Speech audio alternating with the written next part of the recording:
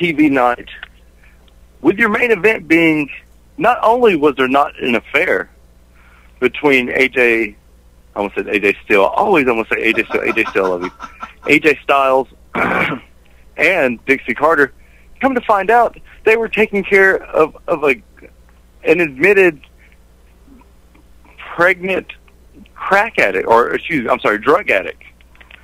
And her tears, oh my gosh, for a second I really thought I was watching General Hospital. I was waiting on Luke and Laura to come out with steel chairs and to start tag teaming everybody. I was waiting on Scorpio to come out with his patch on his eye. I mean, it was all my children, I guess.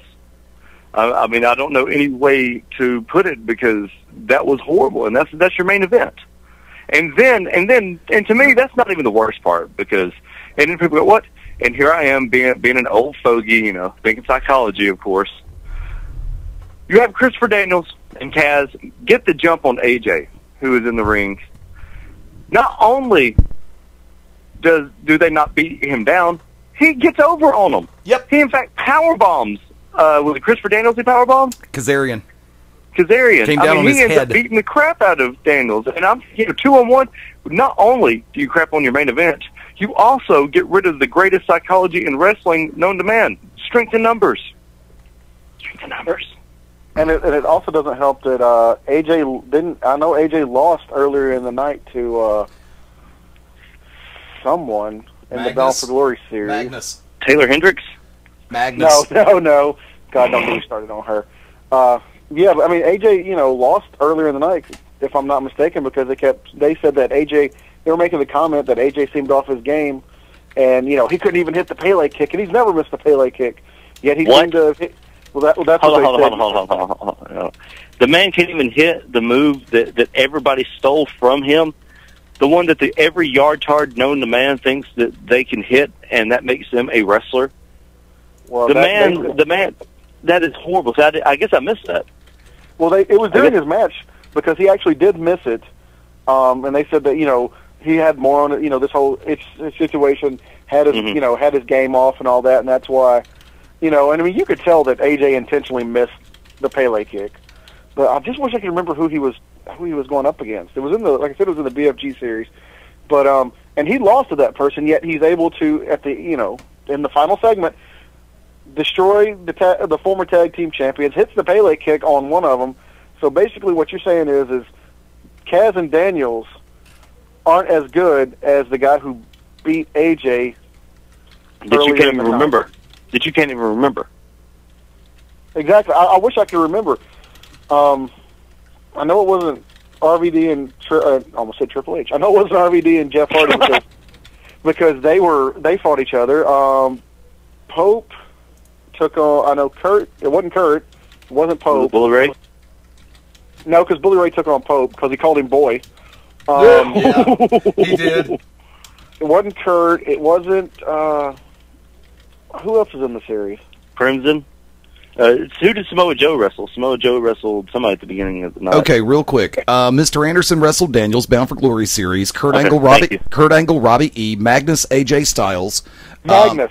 If I'm not mistaken, did AJ not lose? AJ lost to Magnus. Yes, I mentioned that a minute ago. That's what it was. It was Magnus. He couldn't. He that's what it was. So they're saying that Magnus is better than Joe or Kazarian and Daniels combined. Yeah, and I'm just like, what in the living hell? But thank you, Eddie. The two men who beat Magnus and Joe for the tag titles, Kazarian and Daniels, are actually the sum of them are not greater than Magnus.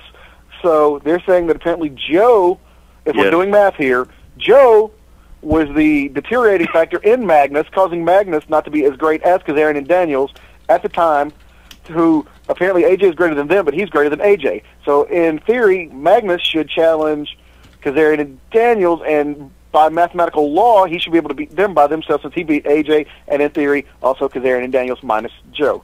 And believe it or not, I actually have a math equation in my head right now. It's really retarded. Actually, no. And the problem is, MaBo, that makes sense. Anybody that's ever really learned the business, either being in the business or outside, what you just said made sense. And that goes to exactly what we're talking about bad booking. People do not think past their noses as bookers. And then when you do start to think past your noses, when you're like, okay, well, here's what we're starting with, and here's the payoff.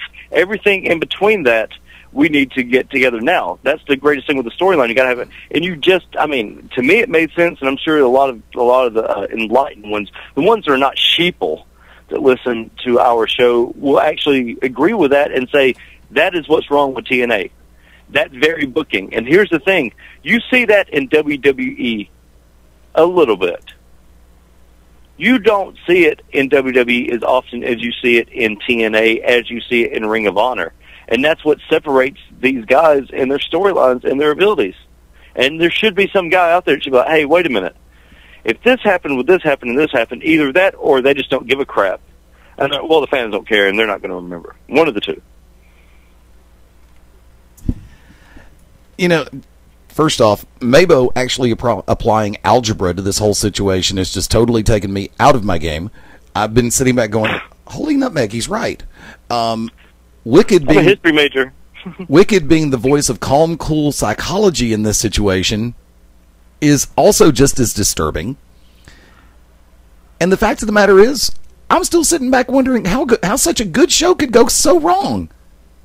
Little things. It's little things that kill shows, Eddie. We've talked about this before. Oh, God, yes. And when you're on a national stage, it's exposed for not just the 70, 80 to 125 people that are there. Right. It's exposed to the world. And then it goes up on YouTube, and people start pointing out things. And, of course, you know, if 3 or 4 things are going to be pointed out by somebody, everybody's really going to start, you know, paying attention to the whole thing. And then you notice all the small flaws. And it's the little things that kill. If you don't handle your little things, now you can have a great show. Yep. But if there's no psychology and there's flaws in your system, the fans are going to rip that completely apart. Now, if you have a stupid show like that Rock Hakeem crap they had that made absolutely no sense but had all of their basic fundamentals together, that overshadowed TNA at one point. Yep. And it's the little things. If you take care of the little things, I swear to God, promoters out there, if you take care of the little things, and this goes to everybody in the business, you take care of the little things, the big things will fall into place themselves. Because you got to have a good foundation to build from. I'll agree to that 100%. I mean, we built this city on rock and roll. Well, I mean, it's the old axiom that, you know, you can take, you know, as many shots as you can if you're solid. You could take all the big blows, but if there's even one little crack in the armor, one good punch, it's shattered. So yep, it really is. Unfortunately, and then, you know, it's like you pointed out, Wick, when you have those little nuances that are just, you know, filled, you know, instead of filled in with strength, they're filled in with poo-poo, you know, people are going to notice. So, I mean, everyone always notices the turd in the punch bowl.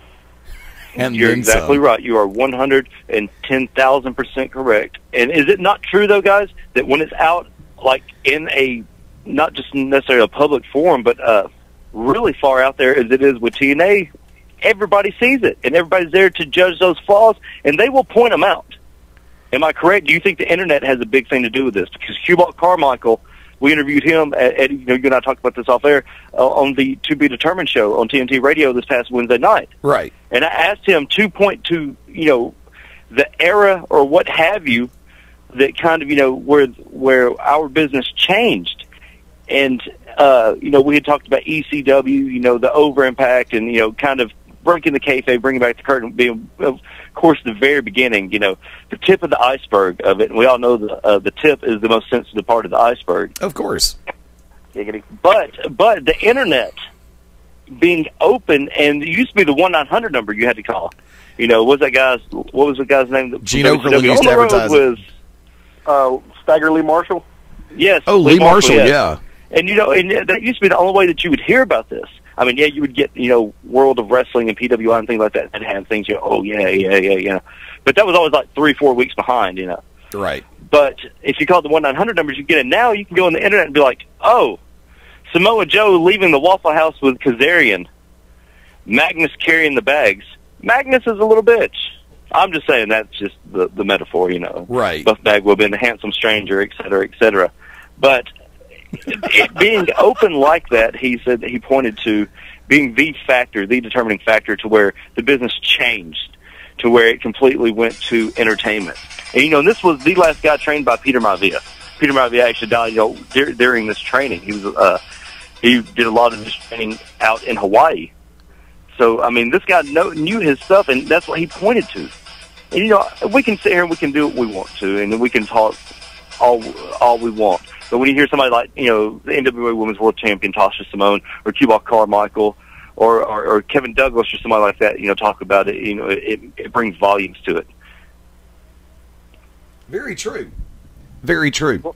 Go ahead. Well, I was just going to say, you know, in the, 30-plus years that I've been watching pro wrestling, there have been, you know, a few just like, to me, world of pro wrestling, you know, like altering events. Of course, you know, the advent of Hulk Hogan in the rock and wrestling era. I came in right when that was happening, you know, a little before that.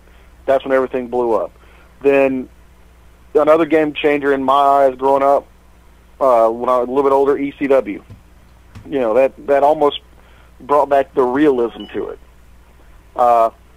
Yeah, but then my problem with that and what we thought is then you had people start calling them, you know, people by the shoot names. You know, all of a sudden it wasn't the Wicked Nemesis. It'd be like Enoch Kassari, and you're like, oh my God, it's real because he just used his real name.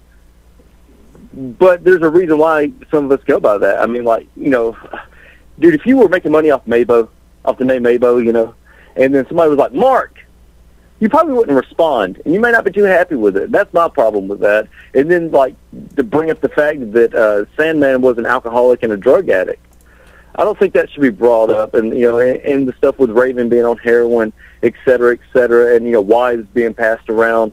It was, but not only that, ECW was the first place where you would see somebody take 15 freaking power bombs, an arm drag from the top rope, a spine buster, and then end up getting beat by a schoolboy.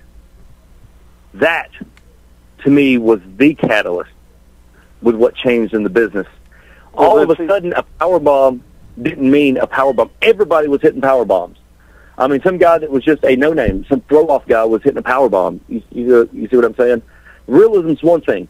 But on one hand, you would have them, somebody like Chris Jericho, Dean Malenko, Eddie Guerrero, Chris Benoit, who, you know, today's 5 years ago, Chris Benoit going out there and doing their thing. And then on the same one, you would have, you know, Tommy Dreamer, you know, no-sell a pile driver. And then turn around and win with some, you know, ratty-ass, you know, inside cradle or schoolboy tie. It's just, that to me was the ECW. But the Rocking and Wrestling Connection, though, MaBo, I got into 87. I'm sure, you know, we've talked about this before. You know, you're a little bit older than me by like 2 days. But, but, you know, you come in a little bit before it, you know, and I think when you come in is when the Rocking and Wrestling thing was right at its peak, correct? Yes. But when I said the realism, I meant more of it wasn't wrestling clowns, or if it had a wrestling clown, it was mocking the WWE. It wasn't plumbers and race car drivers. It was, you know, guys in tights, you know, who, there were some definite illogical. There was some garbage wrestling, but then you, like you said, you had guys like Benoit, Douglas, Malenko, Eddie Guerrero, Too Cold Scorpio, who were going out there and wrestling and giving fans what they wanted. So, and then that rolled into what, to me, really just Kafka everything, and that would be the Internet. With the advent of the Internet, all bets were off. I mean, and especially every day, things just get more and more. I mean, you had the Internet where in a couple of, you know, hours, when the Internet and pro wrestling first married, within a couple of hours, however long it took you to get to the nearest computer and post it on a website. I saw Triple H coming out of a strip joint. Okay? Then, with the advent of digital cameras, you could have that proof. You didn't have to go to, you know, the frickin' Kodak kiosk, print it up, scan it, and then send it. You had digital cameras. You could download it right then. And then with the, you know, the smartphones now, you could sit there within seconds, however long it takes you to pull that camera out, take the picture, put it on Instagram or Twitter or whatever, biggity bam.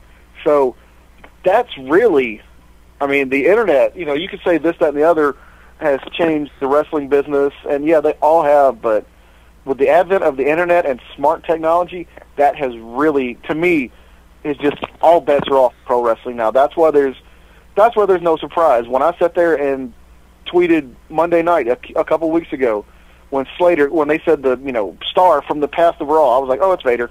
And that's why I tweeted. If you look, I tweeted Vader was coming out before Vader came out. Why? Because I'd seen that he was hanging around. He'd arrived in the city the night before on Sunday. And, I mean, two and two together, logic equals Vader's coming out. So, to me, it's not been an angle or, you know, the pushing of a star or a death or anything like that that's changed pro wrestling. To me, that's changed modern-day pro wrestling. It's the internet. Yep. That's the easy way to say it. But by the same token, the internet has come out with some good things as far as it relates to pro wrestling, because now marketing and advertising, and not only on the company level, but also on the personal level, has become a lot easier. Case point scenario, FastEddieLayne.com, thewickednemesis.com, YouTube, for some of us to get some pieces of our bodies of work out there. Because, you know, Wicked and I were talking earlier today, long before we went on air, and I'm looking at one thing in particular.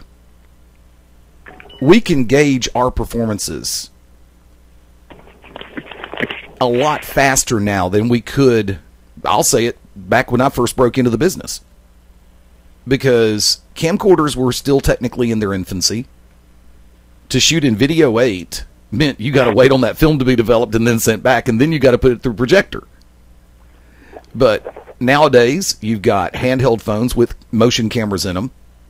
Yes, I said motion cameras, haha.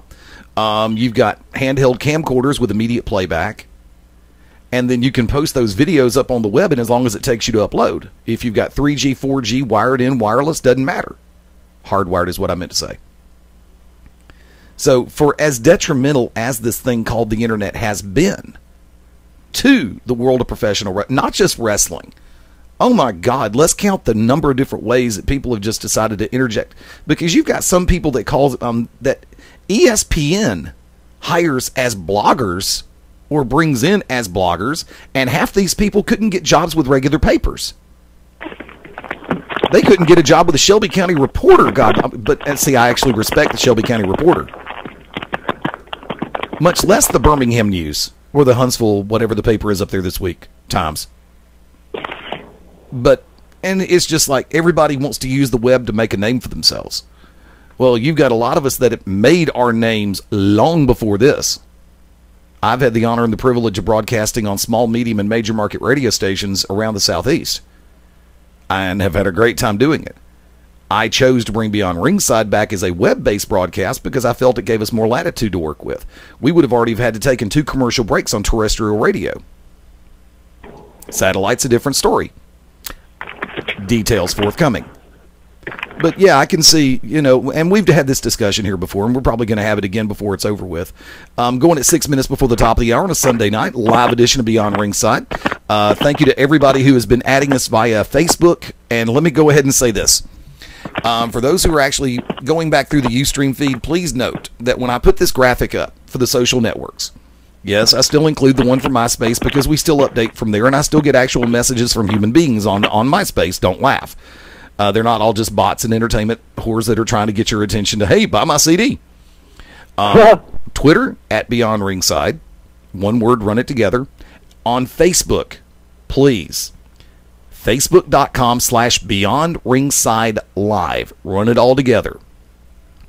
Don't ask me how this happened, because 2 weeks ago, I noticed that we had 4,928 friends on that friends page over at Facebook.com/Beyond Ringside. Earlier this week, I logged in the Facebook account. 5,500 plus. Don't ask me how that happened. to everyone, and we've still got actually 1,100. I'm not kidding you. 1,100 friend requests pending on the Facebook friends page. Please take a moment. Facebook.com/Beyond Ringside Live. That is the fan page. We are going to start posting more exclusive content on the fan page. Going to be asking poll questions, going to be submitting video up through there, and the offer is still very much open on both pages. If you are hosting or a part of a wrestling, mixed martial arts, boxing, roller derby, like the Tragic City Rollers, who were supposed to have gotten in touch with me this week. God love them. That's another situation, but we'll talk about that off air. And you have an event upcoming that you would like to try to promote, please feel free. Put the posters up. Put the event information up. Hyperlink the Facebook event page or to your .com. Now, if you're just simply trying to sell something, I'm going to take the link down. End of discussion. You're not using our site to run your retail page. It's one thing to put butts in the chairs, and let people know that you've got a product that's out there as far as a live event goes. Well, guess what? If they like your live event, then they'll come there and then they'll buy your stuff while they're there. But if you're just wanting to put up your T-shirts and your hats and stuff like that, and you don't check with us first, it will come down and you will be blocked. End of discussion. It's just that easy. Before we go to the break, we got 3 minutes before, and we're scheduled to be joined by the modern-day hero Kevin Douglas right after the top of the hour here on Beyond Ringside.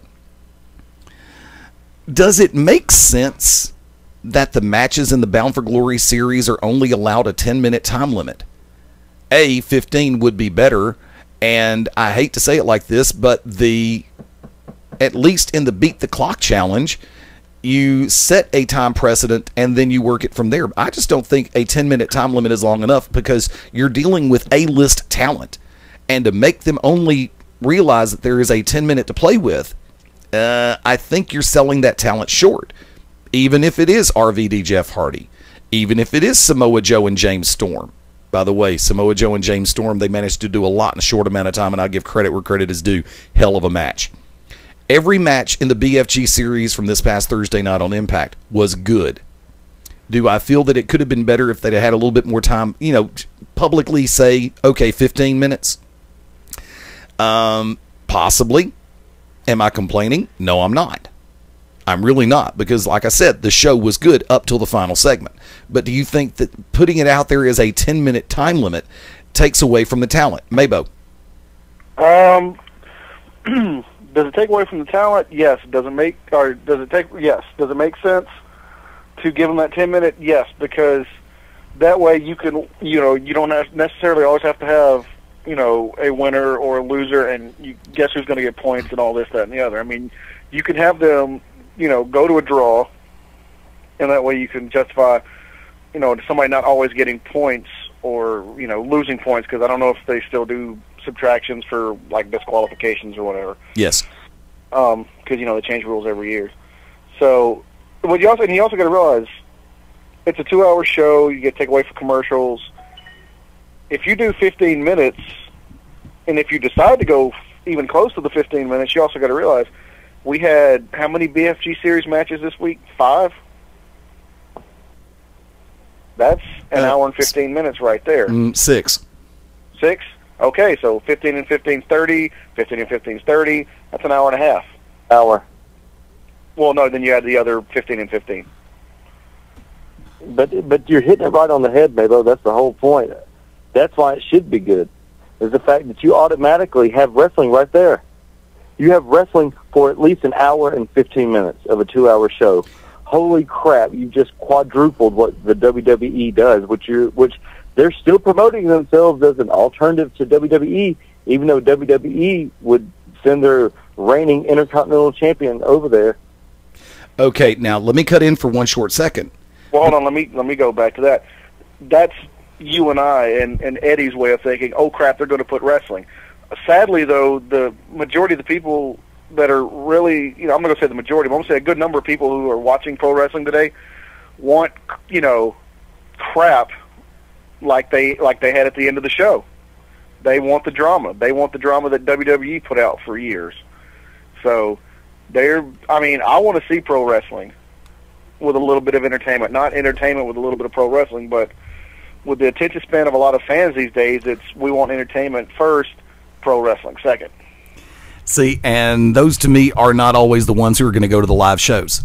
And I'll stand beside that comment. Their primetime Emmy next year. Now, also, let me go ahead and say this. Remember, this was the GFL. I mean, Open Fight Night. Whatever it was called. GFL. I'm sorry, I'm thinking Go Fight Live. I've got Sport Fight X on the brain. I'll talk about that in a few minutes. Adam, how you doing, buddy? From that vantage point, you had the Open Fight Night, which gave you the chance to have all 12 people in the BFG series in action. That's not going to happen every week. You're going to have some weeks where you're mainly probably going to have 2 matches in the Bound for Glory series. This is where I will sit back and say this.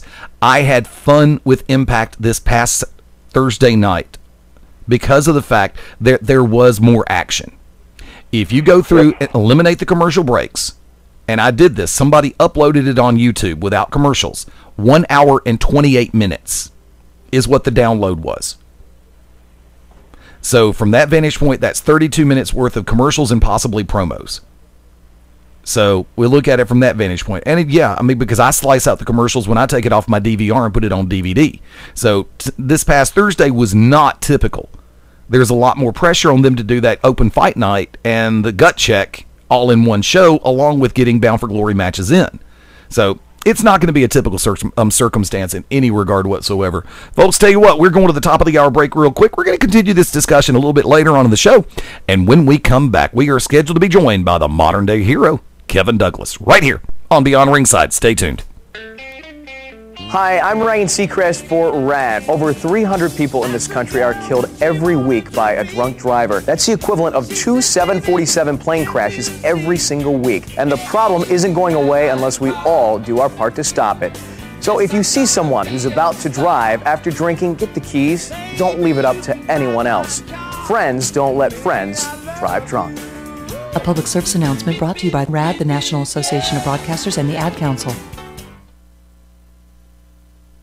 This is Awesome Austin Creed, the smartest man in this industry called pro wrestling, the valedictorian of this business. You are locked in to Beyond Ringside. 8. I deliver your Sunday paper every week. 7. We work on the same floor. 1 in 8 Americans is struggling with hunger. 6.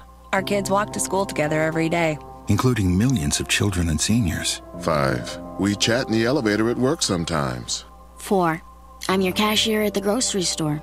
Who's the 1 in 8 in your life that needs help? You can make a difference through Feeding America at feedingamerica.org/1 in 8. A public service announcement brought to you by Feeding America and the Ad Council. This is Gabe Sapolsky from Dragon Gate USA and Evolve Pro Wrestling, and you're locked into Beyond Ringside.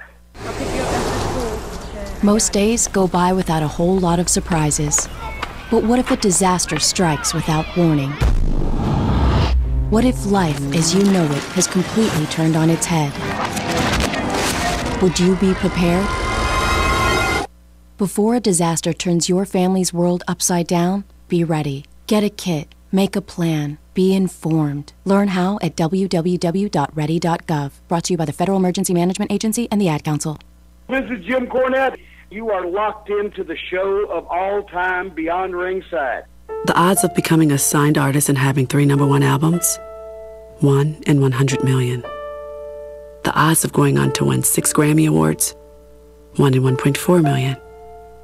The odds of this performer having a child diagnosed with autism? 1 in 110. I'm Toni Braxton, and I encourage you to learn the signs of autism at autismspeaks.org. Autism Speaks. It's time to listen. Brought to you by Autism Speaks and the Ad Council. I'm Paul Ellering, and you're locked into Beyond the Ringside. Hi, this is Ozzy Osbourne. For many years, you know I've had a drink problem, and I'm trying to battle that problem every single day. But one thing I don't do, I don't drive my car when I'm drinking. I get someone to drive me. Do not drink and drive. It's the stupidest thing. If you drink, just don't drive. Not only are you going to hurt yourself, you may hurt some other person, and you wouldn't want that on your conscience, would you? A public service announcement brought to you by the U.S. Department of Transportation, RAD, the National Association of Broadcasters, and the Ad Council. Listen up, this is the NWA North American Heavyweight Champion, the Temptation Sean Tempers, and right now you are locked in with Beyond Ringside. Let me try. Okay, just remember what I showed you. Yep, there was a bunny who had one big ear and another big ear. They looped-a-looped, made a bow, and the bunny hopped away. I did it! Oh, good job, kiddo. Now let's tie your other shoe. The smallest moments can have the biggest impact on a child's life. Take time to be a dad today. Learn more at 1-877-4DAD-411 or visit fatherhood.gov. Brought to you by the U.S. Department of Health and Human Services and the Ad Council. This is Ben Masters locking it down with Beyond Ringside. Don't miss it. Be there. Confessions of a Potentially Perfect Parent, brought to you by AdoptUsKids.org. I don't know how to talk like a parent. Don't make me come back there. You see what I mean? It's pretty awful. Try it again. Don't make me come back there. Now that's pretty good. That one kind of sounded like my dad. Weird. You don't have to be perfect to be a perfect parent. There are thousands of teens in foster care who would love to put up with you. Call 1-888-200-4005 or visit AdoptUsKids.org for more information. A message from the U.S. Department of Health and Human Services, Adopt Us Kids, and the Ad Council. This is GCW's senior official Bernie Kwanowitz, and you are locked into Beyond Ringside.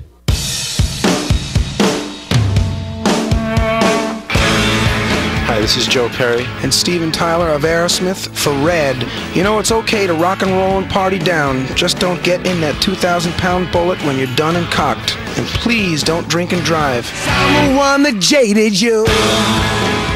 A reminder that friends don't let friends drive drunk. A public service message brought to you by the Ad Council, U.S. Department of Transportation, National Association of Broadcasters, and RAD.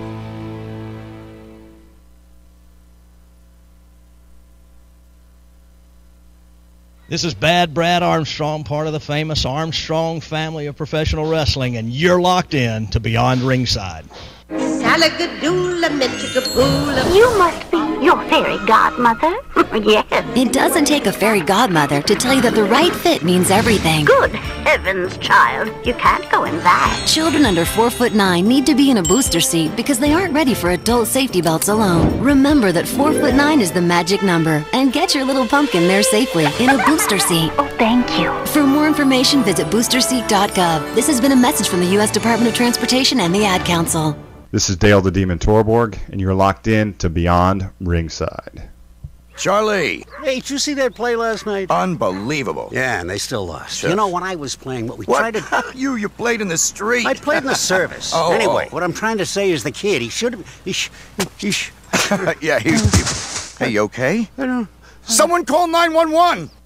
2 out of 3 people with diabetes die of a heart attack or stroke. But you can lower the risk. Ask your healthcare provider how. For more info, go to diabetesactnow.org. Brought to you by the American Diabetes Association and the Ad Council. This is Dale the Demon Torborg, and you're locked in to Beyond Ringside. Hey parents, introducing the Communicizer. Go from boring old man speak. Oh, you know, I'm here if you want to talk. To 100% off the chain. Text me whenever, yo. I love you, Dad. Communicizer is not available in stores because it doesn't exist. But that's okay. You don't have to be perfect to be a perfect parent. Because kids in foster care don't need perfection. They need you. For more information on how you can adopt, go to AdoptUsKids.org. Brought to you by the U.S. Department of Health and Human Services, Adopt Us Kids, and the Ad Council. Hi, this is Emily Richards for RAD, recording artists, actors, and athletes against drunk driving. One person's negligence shattered my life in a single instant. You see, my little sister Annie was killed by a drunk driver. Please, remember those you love. Friends don't let friends drive drunk.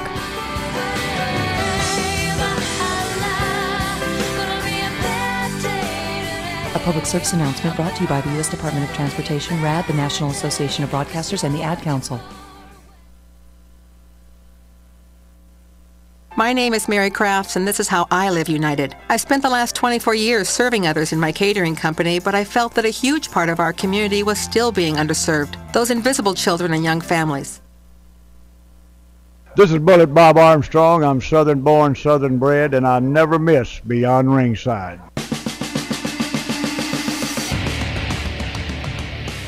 Welcome to the original rock and wrestling radio show. Welcome to Beyond Ringside, your source for wrestling, MMA, and boxing in the Southeast. To contact the Ringside Roundtable of Beyond Ringside, email them at beyondringside@gmail.com. And now, your host for Beyond Ringside, the man, no myth, all legend, Fast Eddie Layne. The music plays, the microphones go hot, and we are live on a summer Sunday evening. This is your home for wrestling, mixed martial arts, sports talk, and a whole lot more. Welcome to Beyond Ringside. Thank you to Mike Macaroni for the intro. Always great to hear the cheesiest announcer in broadcast history. Second only to yours truly on any bad day. Welcome again, tag team partners, Mark MaBo Bowman. Smack it up, flip it, rub it down, and stuff it with pudding. Like to welcome in tag team partner, the Oracle of Ominous, the Wicked Nemesis. Not only do I jack this show and completely talk over everybody and spend almost the entirety of this show speaking my mind, evidently my tweeting also drowns out Eddie. For that, I do apologize. Now, I was trying to figure out if it was actually you typing or me typing, because I was doing a ton of typing over here, keeping stuff updated.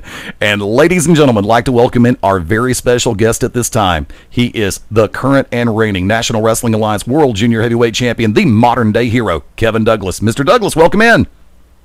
And I get my little own catchphrase, the hero of today, the hero of right now, and I stand for truth, justice, and domestic tranquility. How's that? You've obviously never been to my place on a Saturday night, have you? That's about as far away from that as we can possibly get. First off, thank you for taking the time to come on with us this evening. A great pleasure to have you on board. Thank you. Now, diving straight in, let's go back a little bit. I want to go ahead and ask, having had a chance to keep up a little bit with some of your exploits, by the way, thank you for all the posts on Facebook and, of course, on Twitter. We get a chance to see what's going on, as well as some of the other wrestling websites that are out there. How long have you actively been in the game? I've been a professional since May of 1999. I was 19 years old. What was your original influence for getting into the business? Rey Mysterio, the Cruiserweight division, I think, in the 90s. That was really a kind of an eye-opening thing for me as a lifelong athlete to see guys, of my athletic caliber, my size, the middleweight, welterweight type wrestler getting an opportunity to get showcased and the talent to get showcased. And I said, man, I was just coming off a career in baseball, which I kind of was done with that. And I saw something that had a little bit more of an individual appeal. And I did some martial arts and kind of just started getting myself ready to become a fighter and to jump to professional wrestling. Now, everybody always seems to remember the first thing they see on two different levels in this business. Number one, the first thing you remember seeing on television as far as pro wrestling, and number two, the first match or the main event of the first show that you ever went to in person. What would those be for you? Now that's great, because when I was a kid, way before I decided that I wanted to be a pro wrestler, we used to go out to the Will Rogers Coliseum and watch the Von Erichs and the Freebirds. And when I was, I was young. I was maybe 6 years old, 7 years old, and it's really hard to top that in your mind going forward after that. So that was my first big real memory, was seeing Kerry Von Erich and the giant Kamala and those big, huge, giant characters, and me being this little pipsqueak kid going, oh my God, these guys are insane, And but that would be my first, live moment. And then television-wise, I still have to go back to Rey Mysterio and Psychosis when I was a teenager, seeing that, and then also Kerry Von Erich when I was a real young kid. There was a kind of a sabbatical from wrestling when all the tragedy happened locally here in the Metroplex. So it was kind of hard to really get into wrestling with the Cowboys and everything, turning it up and becoming Super Bowl champions. Everybody just kind of forgot about wrestling in my Metroplex until, like I was saying, I just caught a glimpse of some pay-per-view matches of some of the cruiserweights and said, man, I remember loving that so much when I was a kid, and I'd spent so much time with baseball and everything, and it just kind of, everything came together. MaBo, come on in. Now, Kevin, how does one exactly go about becoming a modern-day hero? Now, do you have to get bit by a radioactive day or bombarded with cosmic day radiation? Or did you have like a super day soldier serum or something? Well, there's actually a lot of components that went along with it. First of all, being a normal guy, I don't have actually any radioactive powers, but there are plenty of superhero or hero individuals that don't. Hand-to-hand combat and martial arts training was definitely the first part of it, and learning that, learning to have a principle bigger than you, which in my case being protecting people and standing for certain principles that help people just have a better life altogether, and really just giving up a regular life for that. That's a huge part of it. Now, once I got the cape, which I kind of have to, it's an undisclosed location, but it does have some sort of supernatural ability to it. Once you put a cape on anybody that's ever worn one, that kind of just adds a whole new level. And then so on and so forth. In my ventures as a hero, I've collected other kind of artifacts that have kind of enhanced my superpower and given me somewhat of a superhuman type scenario. But I didn't start out that way by any means. You're running for public office, It was a journey. It was a journey. Let's put it that way. It's been a long journey to achieve that sort of status. It's not something you go and you read a book about and then the next day you wake up. Haven't you ever seen Batman Begins? No, I try to avoid. See, I consider that one the crappy one. Anything Christopher Nolan, even at its worst, is worth a watch. Wicked Nemesis, come on board. First, I have a two-part question, obviously. First, whenever you and Sean Schultz, the modern-day warrior, get together, do you guys have to instantly fight it out for dominance? And Go ahead. Did you want me to answer them one at a time, or did you? Let me go ahead and answer them one at a time. Okay. So question one is, when me and Sean Schultz butt heads, is there any compromising of character? I guess pretty much one of you guys are a hero and the other is a warrior. So, well, it's one of those deals where Kerry Von Erich was the modern day warrior originally. For those in the historical kind of scenario, and being a guy that was a big Kerry Von Erich fan growing up, when the modern day acronym came on to my hero persona, it was just more like an honor than anything. And so I thought of it as me being a hero right now in this today and age, not from 1939. Sean Schultz, on the other hand, his character, I haven't really saw too much of what he does as far as promo-wise or interview-wise or character development to really give you much of opinion on him as far as that goes. But as far as in the ring, we have wrestled one-on-one, and he just came out there as, just Sean Schultz the wrestler, and there was no persona. So it's hard to give you much of an opinion on that. So maybe the modern-day hero is, kind of a prowess unto himself. And second, why did you want to be a wrestler? I wanted to be a professional athlete initially. That was my first goal as a kid. I really loved sports and competitiveness, and I really saw myself wanting to do that for a living. And, I always had a flair about me and a personality about me in team sports that always got me into trouble. And professional wrestling, it was the complete opposite. The more I was myself and the more I just let loose and let my personality out and just be an athlete at the same time. I did come from a mixed martial arts background and a sports background, so I do love getting in the ring and really getting after it physically, but also having personality, to be embraced for your personality, whether it's the crowd booing you, cheering you, or whatever the reaction you're getting. For them to embrace your personality in any way was something I hadn't ever had in sports before, and it really just, as Tom Cruise would say, it completed me and helped me realize that I had a home there, and it's been so great since. I've always felt like that about wrestling. If I may, over the years, the junior heavyweight championship has had a little bit of a flux. It would at one point the weight limit was 220, then it was 225, then it was 230, now it's back to 225. Mm-hmm.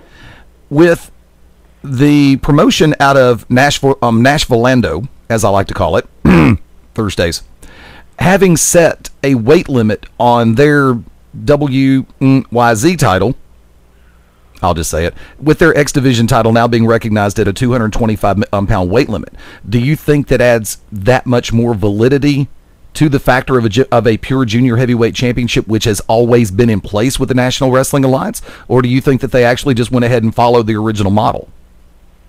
I really think that I really don't know the best answer for that.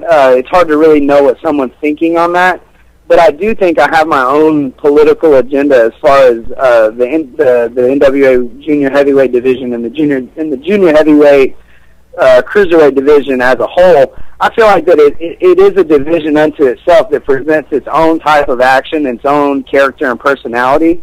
And I think that it's just something that wrestling, no matter how much it tries to get away from it, you can, because fans are always going to enjoy the type of action that only the middleweight, cruiserweight, junior heavyweight division can bring. And you can see that in other combat sports like MMA and boxing, where some of the top prominent draws aren't the big muscled up guys. They're the guys that are the best athletes that give you the best fight of the night. Yeah. And that's kind of the way I view myself and have viewed myself since, I really my whole career. I know that sounds cocky, but I've always lived by the motto that if you don't believe you're great, then you're never going to be. And I just felt like it took everyone else a long time to feel the way I already felt, And I've always felt this way about the junior heavyweight division. And that's what I saw in 1996 and 97 that made me start training to become a wrestler, was that there was something there that the rest of professional wrestling couldn't offer, that only this particular group of guys, because of their size and their abilities and the way that their abilities show themselves in the ring, it's just the way it is, And if I was a big guy, I would never try to do the stuff that a little guy does. It works away from your strength. And so I just think that makes us unique, and it's just kind of what I think it's our time right now, and I think that professional wrestling needs to capitalize on all the great ones that are out there right now.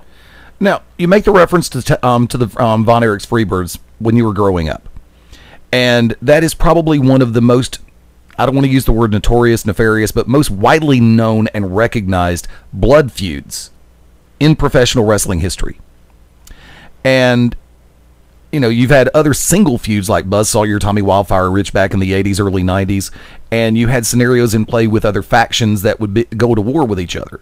However, and this is something on a personal note, you see it in the heavyweight category, where they do allow the programs to advance to where they can be classified as blood feuds, but we don't really see that much of it in the junior heavyweight category. On a personal note, why do you think that is? They're scared. They know that if they allow us to do what everybody else can do, because our action in the ring is better, that we may just have a moment in time in history, our own segment of being the greatest. And maybe in history they may take back over, and in time everything kind of cycles through and out. But in this phase, at this time, if they allowed us into that division, you can see it with Daniel Bryan and his great personality in the WWE, that, man, you let a junior heavyweight that can do it in the ring better than the heavyweights go in and put it on the entertainment side. Now all of a sudden you've got a whole nother set of money-making draws that the fans are going to get into. And I say this to you, on characters in Hollywood and in any kind of character developing scenario, it's not really about who's the biggest or that kind of thing. It's about who can draw in the audience and get that emotion. And there's no doubt that that's a huge part of wrestling. And I just think it's just been kept away from the junior heavyweight division more than anything, in fear that it may take away from the heavyweight division and make the junior heavyweight division put it in a limelight that it maybe never has been in history. And I think you can look at history and see that it's never had the chance. I'll agree 100%. MaBo. Yeah, all right. Now, some of it's a two-part question. You can answer both at the same time. Well, not at the same time, because that would be really confusing. And I don't think you have two voices you can use at the same time. He is a hero. He can do this. I mean, it could be a ventriloquist act. I don't know. The cake is a lie. Anyway, two-part question. One, some of your contemporaries in the junior heavyweight division that you have faced, that you really enjoyed having a match with, and then some of your contemporaries in the junior heavyweight division that you haven't had a match with, that you know that you would love to face and that you know you would have a good match with. Okay, so the two-part question. So the first, who are the ones that I've already faced, that I have admiration for, and then two, the next part of the question will be who I would like to face in the near future or future that I believe is a great wrestler. Correct? Yes, Correct. Okay. I have lost complete track at this stage of who I'm wrestling and who I've wrestled where.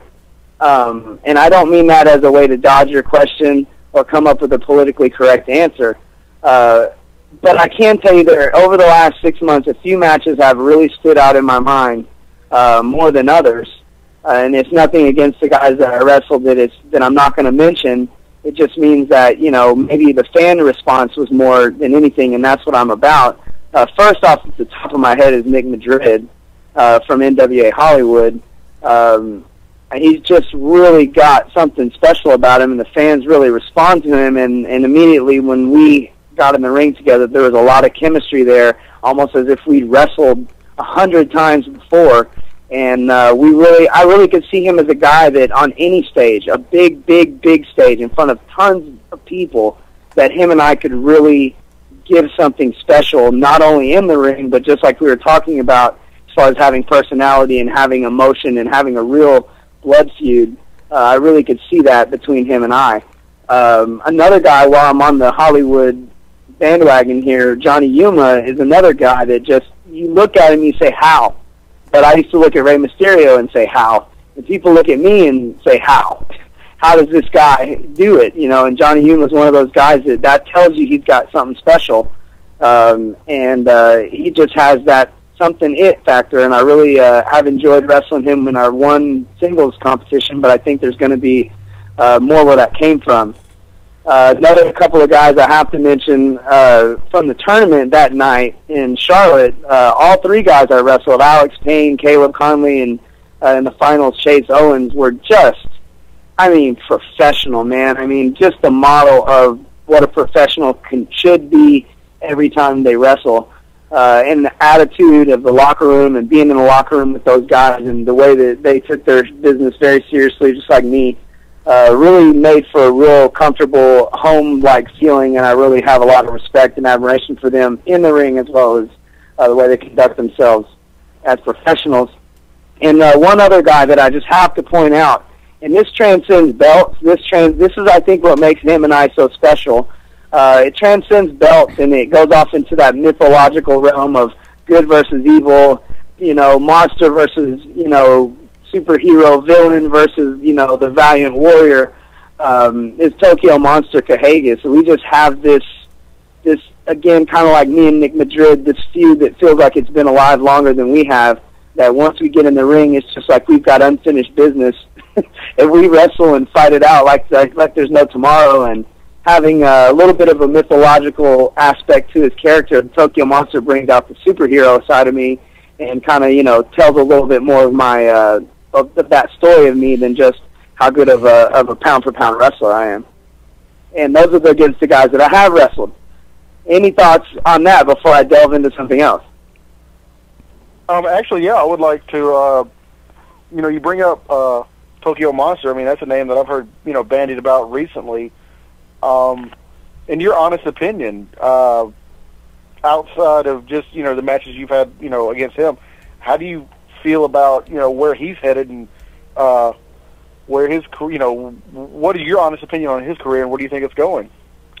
I see him as a guy that will, behind the scenes, I'm not going to disclose a whole lot about him, mainly because he's a guy that likes his privacy, and I respect that about him. I'm a guy that likes my privacy as well. But I will tell you that he is one of the most creative minds I've ever met. And in the ring, he has a way of making something out of nothing. And I don't mean out of nothing, he has a way of making something out of open space that no one else does, and he has a way of doing things a little bit unorthodox that people quite haven't seen before. And so I think that always keeps the mystery and the allure of what are you going to see next with this guy. And I think there haven't been a lot of characters like that here in a long time that really kind of leave something to the imagination. And I think that's what that is a quality that makes him unique, and another quality that I try to create for my own character. And I think that's going to help him go far in wrestling altogether. As a wrestler out there in the ring, I think he can really get it done. So I think that there's no one he couldn't compete against, and people say, man, he belongs in there. but also, again, I think he's got a long future as just being involved in professional wrestling as a whole, because it really has a real good mind in the grasp around what he's doing and what wrestling really is and what the fans want, most importantly, which has been lost in the shuffle here on the independent scene. And do me a favor, we have got to run to our bottom of the hour break. Can you hang with us through the break? Absolutely. Coolness. Folks, we're going to be back in 5 right here on Beyond Ringside. Stay tuned. When planning your next party or special event, insist on the best. Full Range Entertainment is a professional entertainment company providing a full range of services. From professional disc jockeys and MCs to catering and photography, when the details of your special day must be perfect, call us first. Wedding receptions, corporate parties, school functions, birthday celebrations, and more. We also have Birmingham's largest selection of karaoke tracks available. With over 40 years combined experience, Full Range Entertainment can provide you with the talent and professionalism you need and deserve to make your next event one you'll never forget. For more information on the full range of services we offer, call 533-HITS. That's 533-HITS. Or check us out on our website at fullrangeentertainment.com.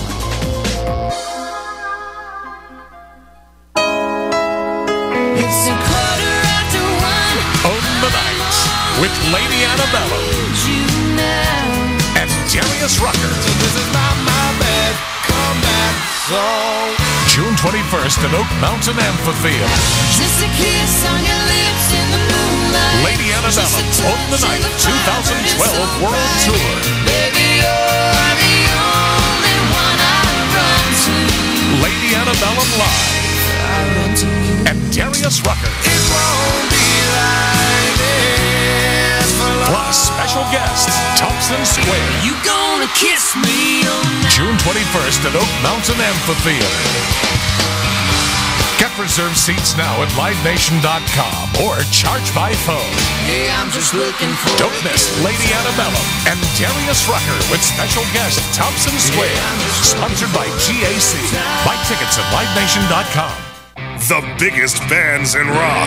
The wildest stage shows on earth. The biggest live event of the summer. Everybody's gonna move their feet. Kiss and Motley Crue.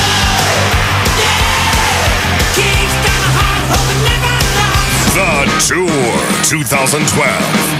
It doesn't get any better than this. July 31st, Oak Mountain Amphitheater. 2 iconic bands, 1 historic tour.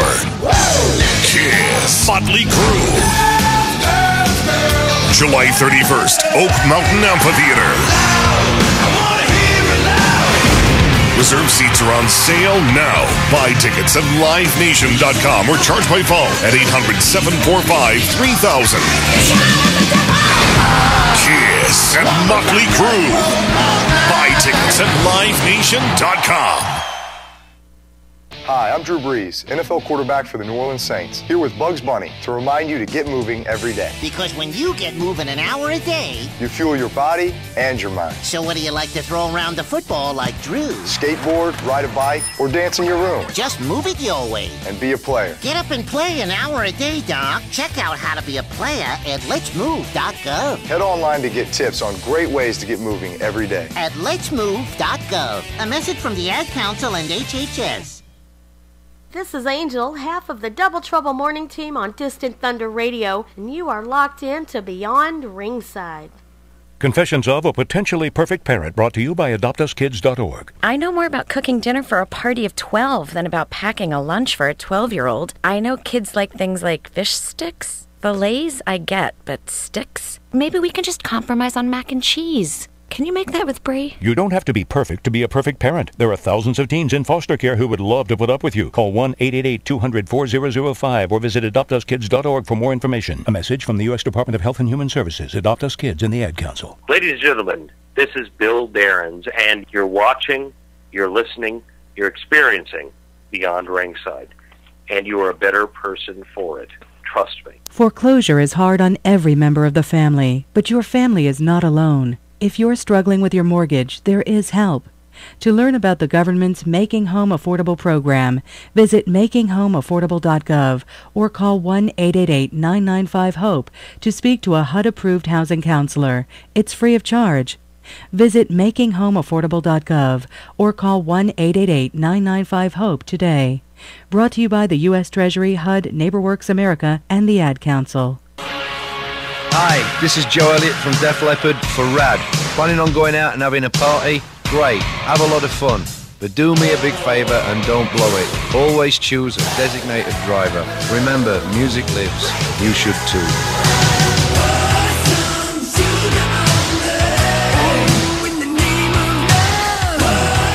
A public service message brought to you by the U.S. Department of Transportation, RAD, the National Association of Broadcasters, and the Ad Council.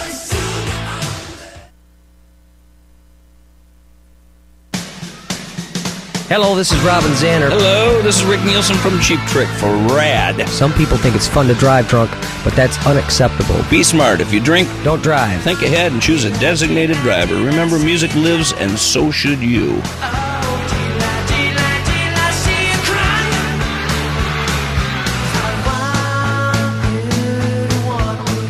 A public service message brought to you by the U.S. Department of Transportation, RAD, the National Association of Broadcasters, and the Ad Council.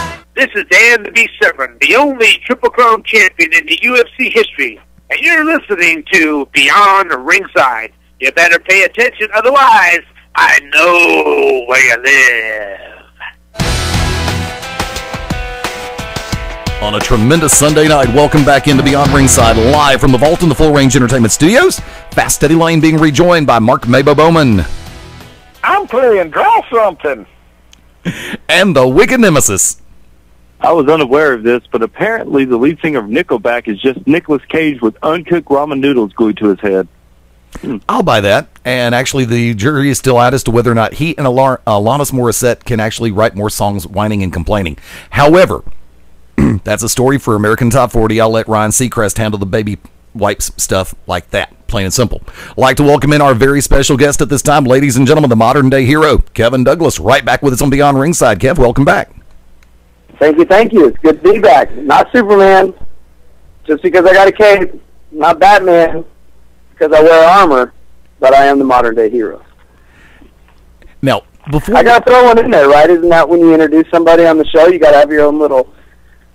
It works out. Mine wasn't the Nickelback one. You're actually dead on target, and a lot of people don't actually catch that. We set it up to where it's like, I can either be serious or I can just let it rip and have fun with it for a second. Let it rip, have fun. That's what it's all about. Absolutely, absolutely. We broadcast live every Sunday night, 5:30 p.m. Central, 6:30 Eastern, 3:30 Pacific time. And there is a mountain time zone in there somewhere, but actually, as opposed to mountain, I normally prefer to watch Mountain State Wrestling up in the Virginia area. However, different story. Kevin, before we went to break, you were talking about people that you have faced and people that you would like to face. Absolutely, and I actually left one guy out, a guy that I wrestled in Tennessee at the end of a 3-day title, 3 days, 3 matches, 3 title defense deal in Tennessee and Kentucky, Derek Neal. So he's got to get his props. I'm sure you guys are familiar with Derek. Oh, yeah. Part of Simple Perfection. Derek definitely is, in my mind, one of the most natural in-ring competitors I've been in the ring with for a long time. He just kind of natural. He seems like he just rolls out of bed and he just knows how to do it. So I got to give him his props as far as other guys that I've wrestled. And guys, look at the places I've had to go to wrestle these guys. It's not like I've gotten to go 10 minutes from my house. I've had to go to the West Coast, to the Mid-Atlantic, to the, it's all across Texas, which is like a country unto itself. So there's a lot of good competition out there, but you got to go get it. Now, making the second part of the question, I believe, was people that you haven't faced yet. Yeah, I've looked a little bit at that. I haven't thought a whole lot about it, but since you asked me the question, I've had a little time to think about it. I'm just going to go with guys that are still in the wrestling industry right now, and I want to put these images in fans' minds and other wrestlers and anybody else in my own mind of guys that I think that would ultimately further my career and help me become a better wrestler instead of just saying, oh, this is a dream matchup. I think these are guys that would take me to the limit. First off the bat is Jerry Lynn. I know he's got one more year or he's on a retirement kind of scenario, and I would really love to get a series of matches with him before he decides to hang up the boots. That would be the first one, and I'd like to hear you guys comment on that. MaBo, go ahead. Wow. I didn't even know he had another year to go.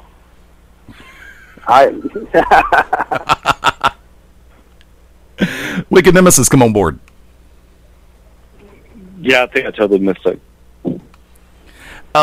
Making a reference to somebody like Jerry Lynn, a tried and true veteran in this industry, and some people consider him to be a measuring stick, not only for cruiserweights, but in wrestling in general, because the factor that when you have someone that you're facing, regardless of your experience level in the business, someone that you know and can trust as a ring general, because part of being inside the ring is being with somebody. Hold on. First of all, being a vet doesn't make you a ring general. Wait. I know guys in this business 13, 14 years that couldn't lead a match if their life depended on it. And second of all, I don't consider Jerry Lynn the measuring stick anymore. Even though, say what you want to about the guy, but William Regal is still the measuring stick to me of smaller guys. And even in that fact, if you want to go a little bit younger, Chris Jericho. Now Daniel Bryan, CM Punk, those guys are doing tremendous things being smaller guys. But this also kind of leads me into what I was going to ask Kevin. But I think that there's a place for veterans. But if a vet isn't not out there, because you're only as good as your opponent, but if a vet isn't out there trying to make the younger guys better, if you've been in business 25, 30 years and you're still trying to get yourself over, first of all, you did a horrible job to begin with. Second of all, that's not your job anymore. Your job as a vet that deep into the business is to help prepare the future, to pave the way for what's coming after you. Okay?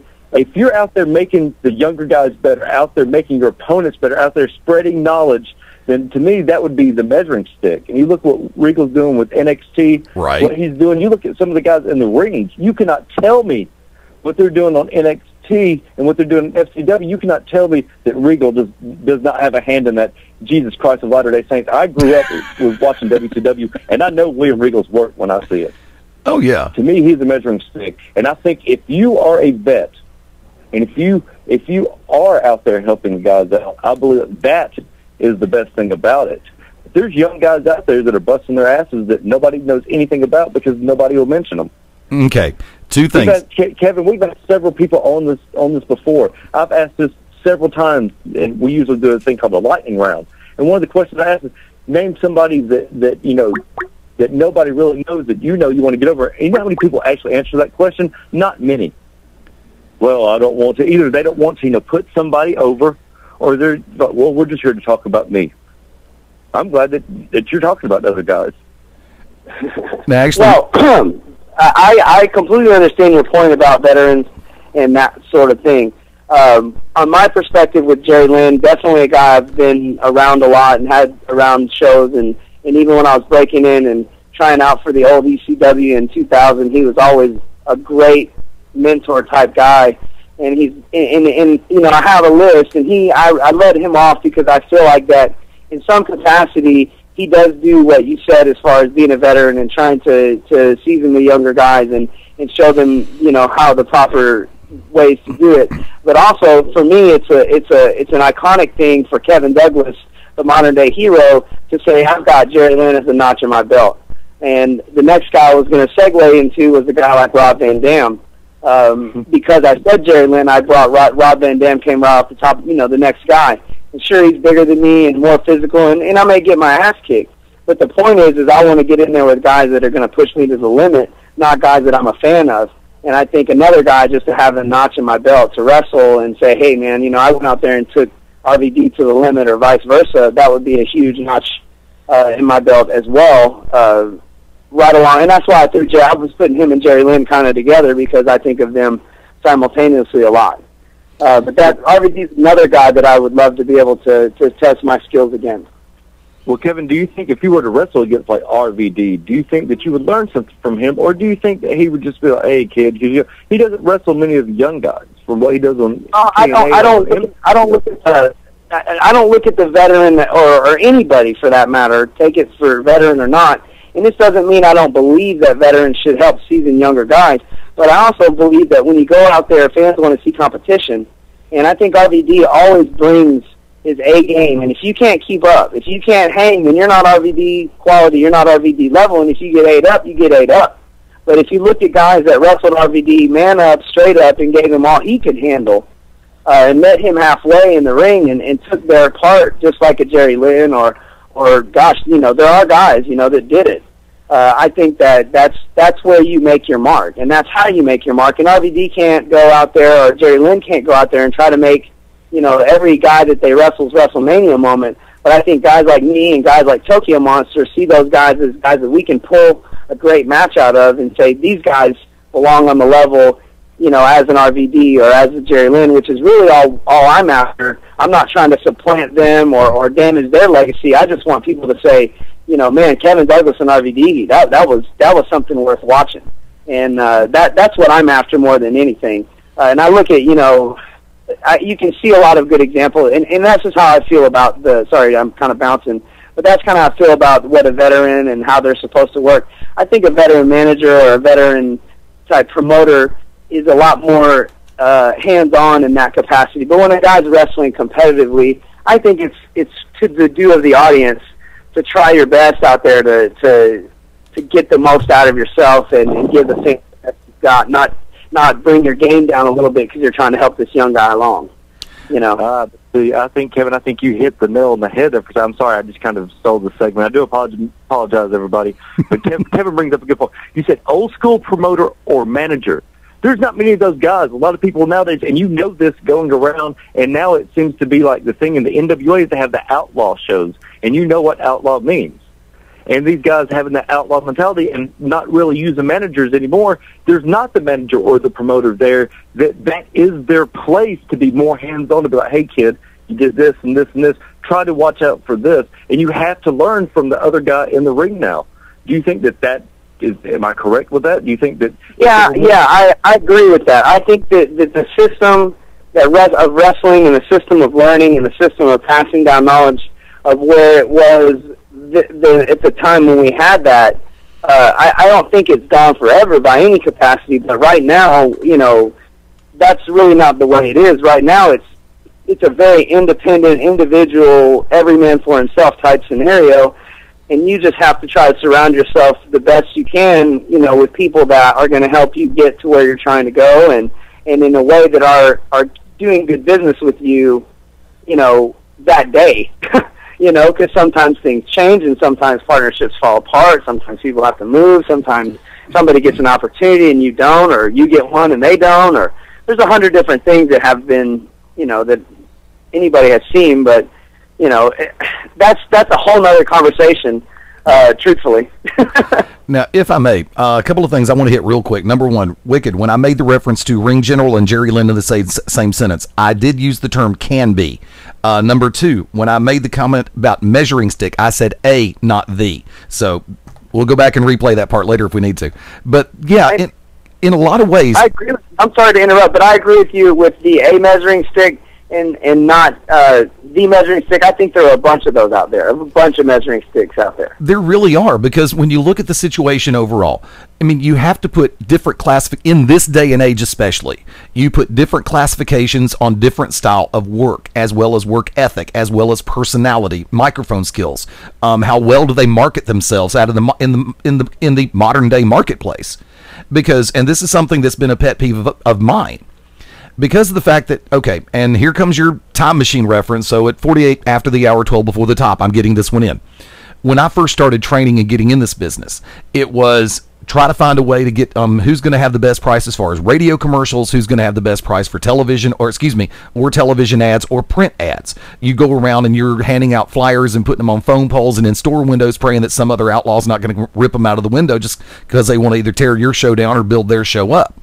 Nowadays, you've got an opportunity in this day and age, putting matches on YouTube, putting promotional stuff on YouTube, Daily Motion, all the different video sites that are out there, even Facebook video, getting your own Twitter account and getting the word out there, building followers, getting people to follow you. And it's like, hey, I'm going to be in this area on this night. Case point scenario, the fan page that we run here at BR.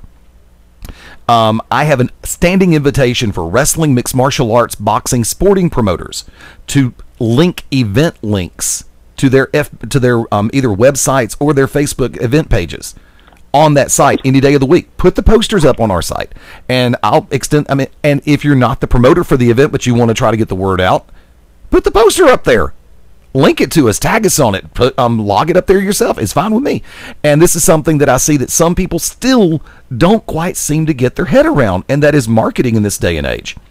And I say that to bring out this particular question. You know, we have a chance to watching the National Wrestling Alliance and all the different member and affiliate promotions, noting the titles, whether they be board control titles or whether they be promotion-based titles. You have a chance to, you've worked with NWA Championship Wrestling from Hollywood, Dave Marquez and company. They run a strong promotion out on the West Coast. They are great about marketing. They are great about getting the word out. They use not only their KDOC venue as far as domestic television, but they also run the TV show through their website, NWAHollywood.com. And you yourself have said that you've been on their show, I think it was 6 times since the first of the year? Yes. Now, you have venues like that which are very clear and open about the way they promote. Yet you have other, and I'm not just going to lump the NWA in on this. That would be unfair of me to do that, because you've got a ton of promotions around the country in the lower 48 that could learn from that business model of advertising and marketing, could they not? Oh, sure they could. I mean, and then I watch you on your Facebook page as far as getting updates as far as upcoming appearances. If you've got the poster, you put it up there, or it's like something as simple as, you know, if you're in the if you're going to be in any other time, I could pull the exact name, Glendale. I was trying to remember Glendale. You know, catch me at Championship Wrestling from Hollywood, and that's something I tip my hat for, because nowadays more than ever before, it's easier to get the word out. Now, having made those appearances with the NWA Hollywood promotion. And I almost said Rod Dovlin, but that is Mach 1. I apologize. Yeah, no, 2 NWA promotions that close to each other. What is this, Tennessee? And, sorry, had to get that one in. When you have a chance to make the trip out west, and then you're going to be appearing later on, I believe you've got an appearance coming up in the Northeast, or the almost Northeastern area with NWA Dog. Yes. And a number of different promotions around the country. Do you see what I refer to as being able to get out there and market? You see some promotions that don't market as strong as others do, right? Well, of course. I mean, if I can elaborate on that a little bit. Sure, take your time. I think that you're going to have that, and I think that's the nature of, like, the independent business, is that some businesses are going to be able to pull together the resources better and put together the show better and have, you know, more of a well put together production.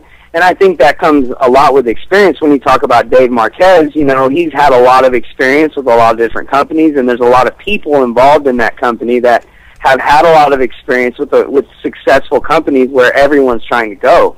So there's a lot of inside knowledge there that you're going to get that you just can't get anywhere else. And I think that that's just the nature of the way things pull together. Some of the other promotions are upstart promotions or just trying to get their start doing stuff. And you know, that I'm not making excuses by any stretch. I have another whole philosophy on that. But as far as the NWA goes, the way that it's set up, it's very free and independent. So the companies have the freedom to do the best that they can and still be affiliated with, I'm sure, some sort of, I know they have some regulations, because honestly, working for the NWA on the independents is not like working for any other independents. It's much more professional as a whole. Right. Now, you know, loaded question, slight segue, but sticking with the West Coast thing for a second. When you get the call and you're asked to come out there for the KDOC TV tapings, does it add a little bit more pressure in the mind of the modern day hero, or do you just sit back and say, hey, cool, I'm going to Cali? Man, this is really emotional for me, but I'm kind of an emotionally driven person. But, you know, it's the closest thing that gets me the closest to, you know, the World Wrestling Entertainment experiences I can get right now on the indies. And to me, that's what really it's all about. Like, money, fame, all that stuff is kind of, it's all kind of jumbled in there with like secondary goals. But just the feeling of being part of something huge, with the intensity and the pressure back in the locker room, and and I'm, getting advice from Percy Pringle, Paul Bearer, about what I need to do in wrestling for my future. And then all of a sudden you feel that buzz in the locker room, and we look at each other and our eyes light up, and it's like, it's showtime. And everybody's just adrenaline's flowing because everybody there, it means so much. And that's what the WWE has, and some of the, that you just, it's an addiction in a way. It's a feeling that's just unmatched, and the seriousness that everybody takes it. I was brought up that way in wrestling, and to me, it's not pressure at all. It's the opposite. It's like a home feeling. It's like, this is where I need to be. The WWE felt that way, and anytime I've been a part of a company like that, whether it be the ECW, the original, or even the newer rendition, being in that environment makes me feel like that's where I need to be, and when I'm not, it just makes me drive harder to put together the pieces that I have to do to get where I have to want, where I want to go. MaBo, come on back in. All right. Now, you've got your various styles of wrestling throughout the world. I mean, even junior heavyweights or cruiserweights, whatever you want to call them, are their own style of pro wrestling. Now, out of the, Japanese junior heavyweights, the Mexican Lucha Libre junior heavyweights, the European junior heavyweights, which style do you personally kind of lean towards? And out of those three major groups, which would you most like to compete against in your career? If you're asking me for an ideal, for a guy my size, I'd say Shawn Michaels in 1997. Anything he was doing, especially Shawn Michaels and Stone Cold Steve Austin, I feel like that was the epitome of storytelling and athletic wrestling. You had two professional NFL, MLB caliber athletes out there telling stories right off of the peak of the storytelling age in the 80s and all the characters. So to me, it was like a culmination of that athletic wrestling style that was to come, but it also still had a lot of that storytelling mystique about it that you had in the age before. And to me, just Shawn Michaels of that time, and even Stone Cold Steve Austin in a small handful of other group of guys at that time, just had all of it. There was Lucha Libre, there was, storytelling, there was athleticism, there was physicality, there was shoot fighting, there was a little bit of everything in there. And I think that, that to me is the ideal. And for me, what I strive for as far as like when I'm trying to be the best I can be, I think that for a guy like me in my position, it's a very lofty goal, but it's not something I can say, oh, that's not realistic if I don't put in the work. Wicked Nemesis, come on in. How do you feel about steroids in the world of professional wrestling? That's a super loaded question, but I'll answer it, no problem. If there's drug testing and if there's control, substance-wise, I believe that every company should strive for that. And if it's real and they really do it, I think that that's the way to go. People will take you more seriously as athletes and, entertainers as well. If you're not drug testing, you're being irresponsible and you're not, it's just the way it is. On the independents, it's one of those deals where it's a moral issue and a legal issue to me. I don't do it. I don't want to get arrested. I don't want to go to jail. I know that if I ever got a call from a major company, I would have to pass a drug test. And that's just me. But that's just my morals and my ethics and what I believe in. But I don't judge other guys either, and I'm not going to sit and go on some anti-steroid campaign either, because at the same time, the stuff that some of these guys take they're getting it prescribed to them or whatever, and that again, I don't delve too much into it, but I know that there's a bunch of bad guys out there, and it's not really. I know that I'm the modern day hero, but I'm not a politician yet. I do most of my battles in the ring, and I think that's up to the people running the shows, putting the shows together, that if they want control in that area, they need to take control of the company and take control of the industry and say, we're not having this. For a guy like me and my size, I think it would only help me, personally. You make the reference to the cape, and I have to ask. The 1970s pop rock track made the reference to you don't tug on Superman's cape. What happens if you tug on the modern-day hero's cape? it's a lot. It's a matter of how I'm feeling that day. You know, it's a rigorous lifestyle. Being a modern day hero. Some days you just are human and you have a rough day, or you have a hangover because you're celebrating, and you go off on somebody on that capacity. So it just depends on the day. But ideally, in my mind, I want to be an honorable person. So usually I'm pretty lenient about it. I've had a few instances, but most of the time, if you ask me nicely, I'll let you wear the cape and feel what it's like to be a modern day hero for a while. We're coming up on the top of the hour, and we could easily go a lot longer on this. Before I go any further, I do want to ask, upcoming appearances, where are you going to be in the very near future? The very near future. The appearances definitely of note are going to be coming up in July. Starting with one of the companies that my friend Rodney Mack and Jazz run, DPW in Louisiana, is putting on a big promotion down in Lafayette on July 7th. I'm pretty sure I have a big match there against somebody that's a big name out there. They've got a lot of big names on the card.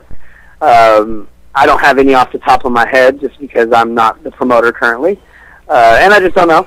But I do know that on October 10th, that following Tuesday, I'll be in West Virginia for NWA Mountain State wrestling Chase Owens. Nice. The number one contender for the NWA World Junior Heavyweight Championship finally gets his rematch.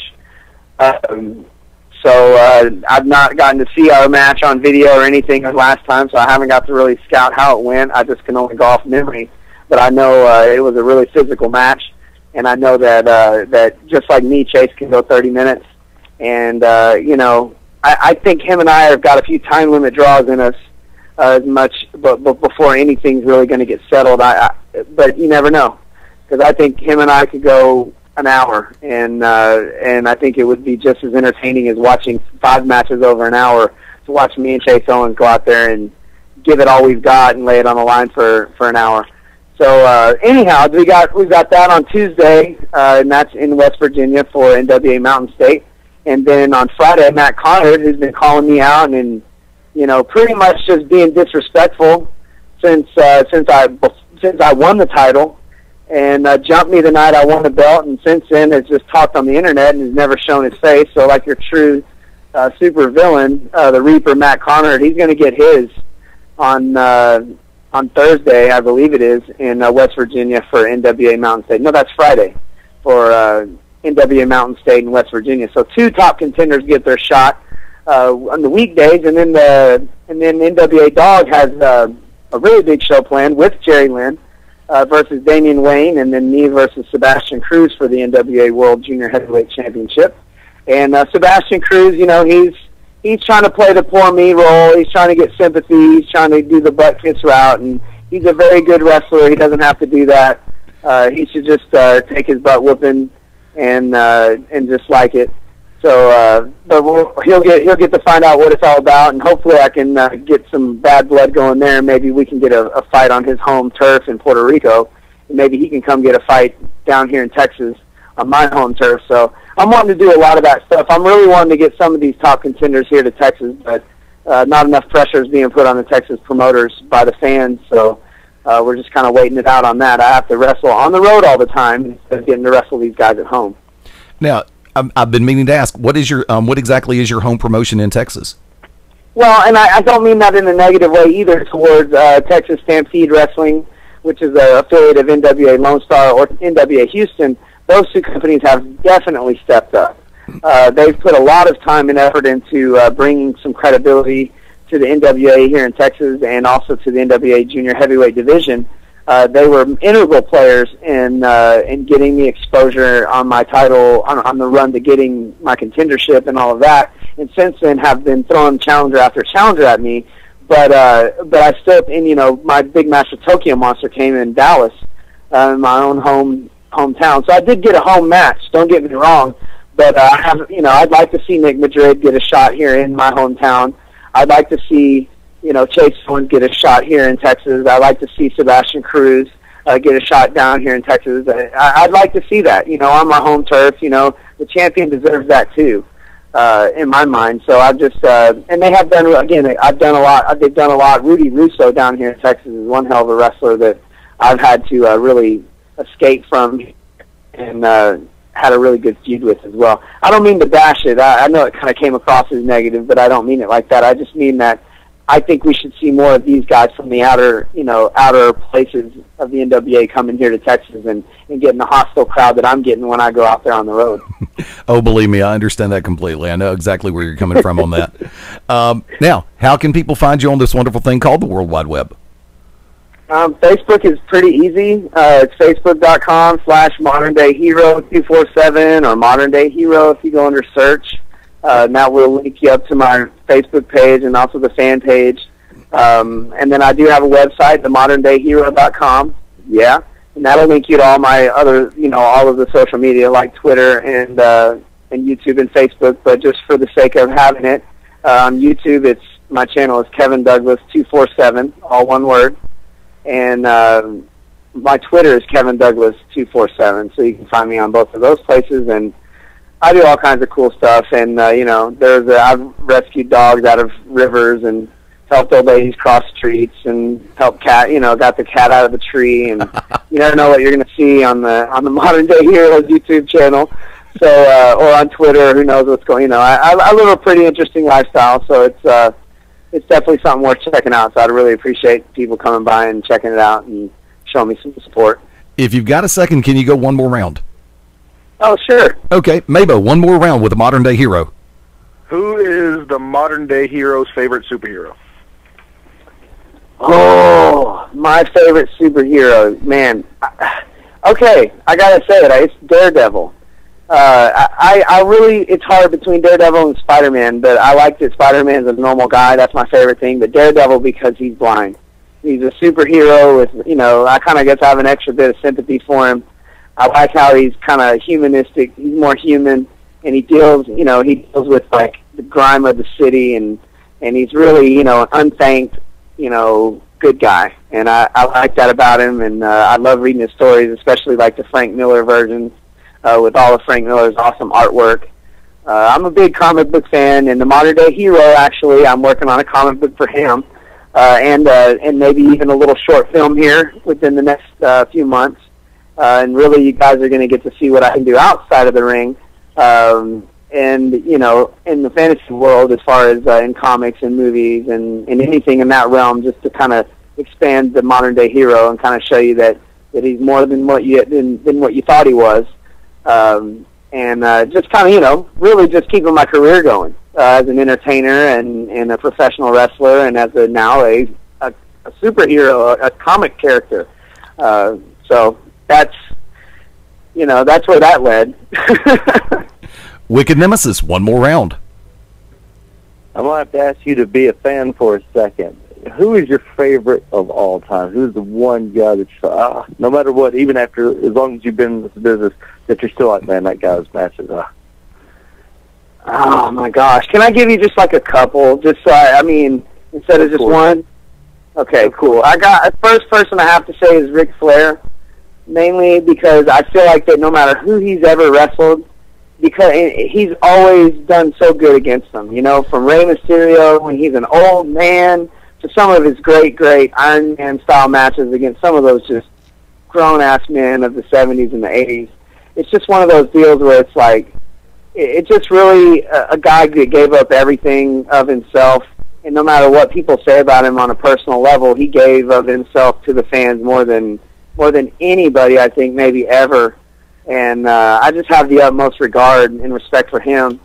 And Rey Mysterio is another guy that I like a lot because it made it possible in a lot of ways for me in my own mind that I could pursue a career in professional wrestling. And it's almost really a thankful position for me that he kind of created a spot. And now WWE has no problem having spots for guys like us that are smaller guys that have that larger than life thing about them. And I guess that's where I might have to leave it. Those are two guys that influenced me the most. I know there's a bunch of other guys. I'm also a big fan of the trainer of my trainer, the Junkyard Dog, just because he was he was to me like Hulk Hogan, you know, like he just had something else about him, you know, like again, kind of like Ric Flair. They just really, anytime I watched him, I got electrified, you know. And I guess mostly that's where I come from as a fan, is that era. As a kid, Kerry Von Erich was my favorite, but you said as I became a wrestler, you know, I really started to recognize some of that stuff and who the real greats were. Anytime you'd like to come back on, and believe me, like I said, we could easily probably go another hour and still have brand new questions coming at you. But the door is definitely open. We would love it if you could come back and join us sometime.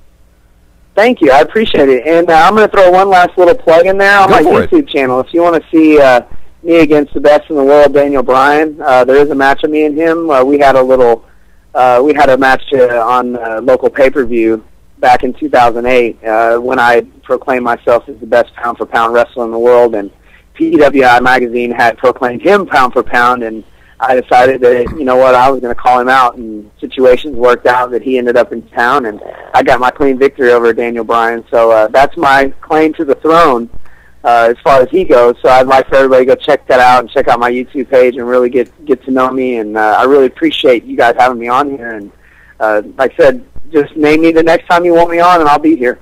You got a deal. We'll hold you to that. Oh, I just remembered what I was going to ask you on the one more round.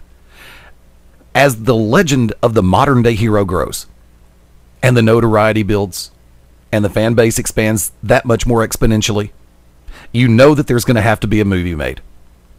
For this time frame right now in your life and your career, who would play the modern-day hero, Kevin Douglas? Michael Fassbender, the guy that plays Magneto in the new X-Men. He would be perfect. Okay, that definitely works. Yeah, he would be perfect. He was also in 300. I would have picked Andy Whitfield, who's Spartacus, but instead I'll go with my second favorite. But Andy Whitfield, rest in peace. Ladies and gentlemen, the modern day hero, Kevin Douglas. Did I lose you? No, yes. We're here. Okay. The modern day hero, Kevin Douglas, has just gone beyond ringside. Hang tight with us through the break, and we'll be back in just a few minutes. Hi, NBA forward Kevin Durant from the Oklahoma City Thunder, here with Bugs Bunny and Daffy Duck to remind you to get moving every day. Because when you get moving an hour a day, you'll have more energy to do the things you like to do. And that's a slam dunk. Whether you like to shoot hoops like me, skateboard, ride a bike, or dance on your roof, be a player. Get up, play, and move it your way. Head online to get tips on great ways to get moving every day. Check out how to be a player at letsmove.gov. A message from the Ad Council and HHS. Oh, yes! This is Paul Bearer, and some people call me Percy Pringle III. You're locked in to Beyond Ringside. Let me drive. How do you know when it's time to give up the keys? When your dog grabs your keys from your lap and your lap is on the floor. Yep, it's Jeff Foxworthy for Rad saying, when you party, be sure to designate before you celebrate. It wanna make it home alive. Let me drive. A public service announcement brought to you by the U.S. Department of Transportation, RAD, the National Association of Broadcasters, and the Ad Council. Please don't drink and drive. It's not fun. This is the Bee's Knees, the Cast of Pajamas, and the whole shebang. Johnny Gargano, and you're locked in to Beyond Ringside. Hi, I'm Ryan Seacrest for RAD. Over 300 people in this country are killed every week by a drunk driver. That's the equivalent of 2 747 plane crashes every single week. And the problem isn't going away unless we all do our part to stop it. So if you see someone who's about to drive after drinking, get the keys. Don't leave it up to anyone else. Friends don't let friends drive drunk. A public service announcement brought to you by RAD, the National Association of Broadcasters, and the Ad Council. It's me. It's that D to the O to the double G. Always see next year. Yeah, doggy style. The road dog, Jesse James. And you're locked in to Beyond Ringside. Get it? Got it? Good. Hi, this is Jamie McMurray here for RAD, the entertainment industry's voice for road safety. Want to make a difference? It's simple. Be responsible. Plan ahead. Designate before you celebrate. Friends don't let friends drive drunk. Baby, you can drive my car. Yes, I'm gonna be a A star. public service message brought to you by the U.S. Department of Transportation, RAD, the National Association of Broadcasters, and the Ad Council. This is Angel Orsini. This is the Human Hand Grenade, Danny Only. This is Dirty Dutch Mantel. This is Liz Savage. This is Vinny O'Brien, 2010 Golden Glove champion. This is Gabe Sapolsky from Dragon Gate USA and Evolve Pro Wrestling, and you're locked into Beyond Ringside. This is Pam Allen, daughter of Gordon Soley, and you are locked in on Beyond Ringside. Welcome to Move Time Radio, presented by the Arthritis Foundation. Ah, that's a good one. Get up and dance, baby. If you're driving, pull over to the shoulder. If you're at work, yeah, time to violate the employee handbook. See, movement is just one of the ways to help fight osteoarthritis pain. Another is weight loss. You get rid of just 1 pound. That's 4 pounds of pressure off each knee. For more information on managing pain, visit fightarthritispain.org, baby. This message is brought to you by the Arthritis Foundation and the Ad Council. This is Jacoby Boykins, a.k.a. the Alabama Ambassador, Mr. 256, and you are locked in to Beyond Ringside.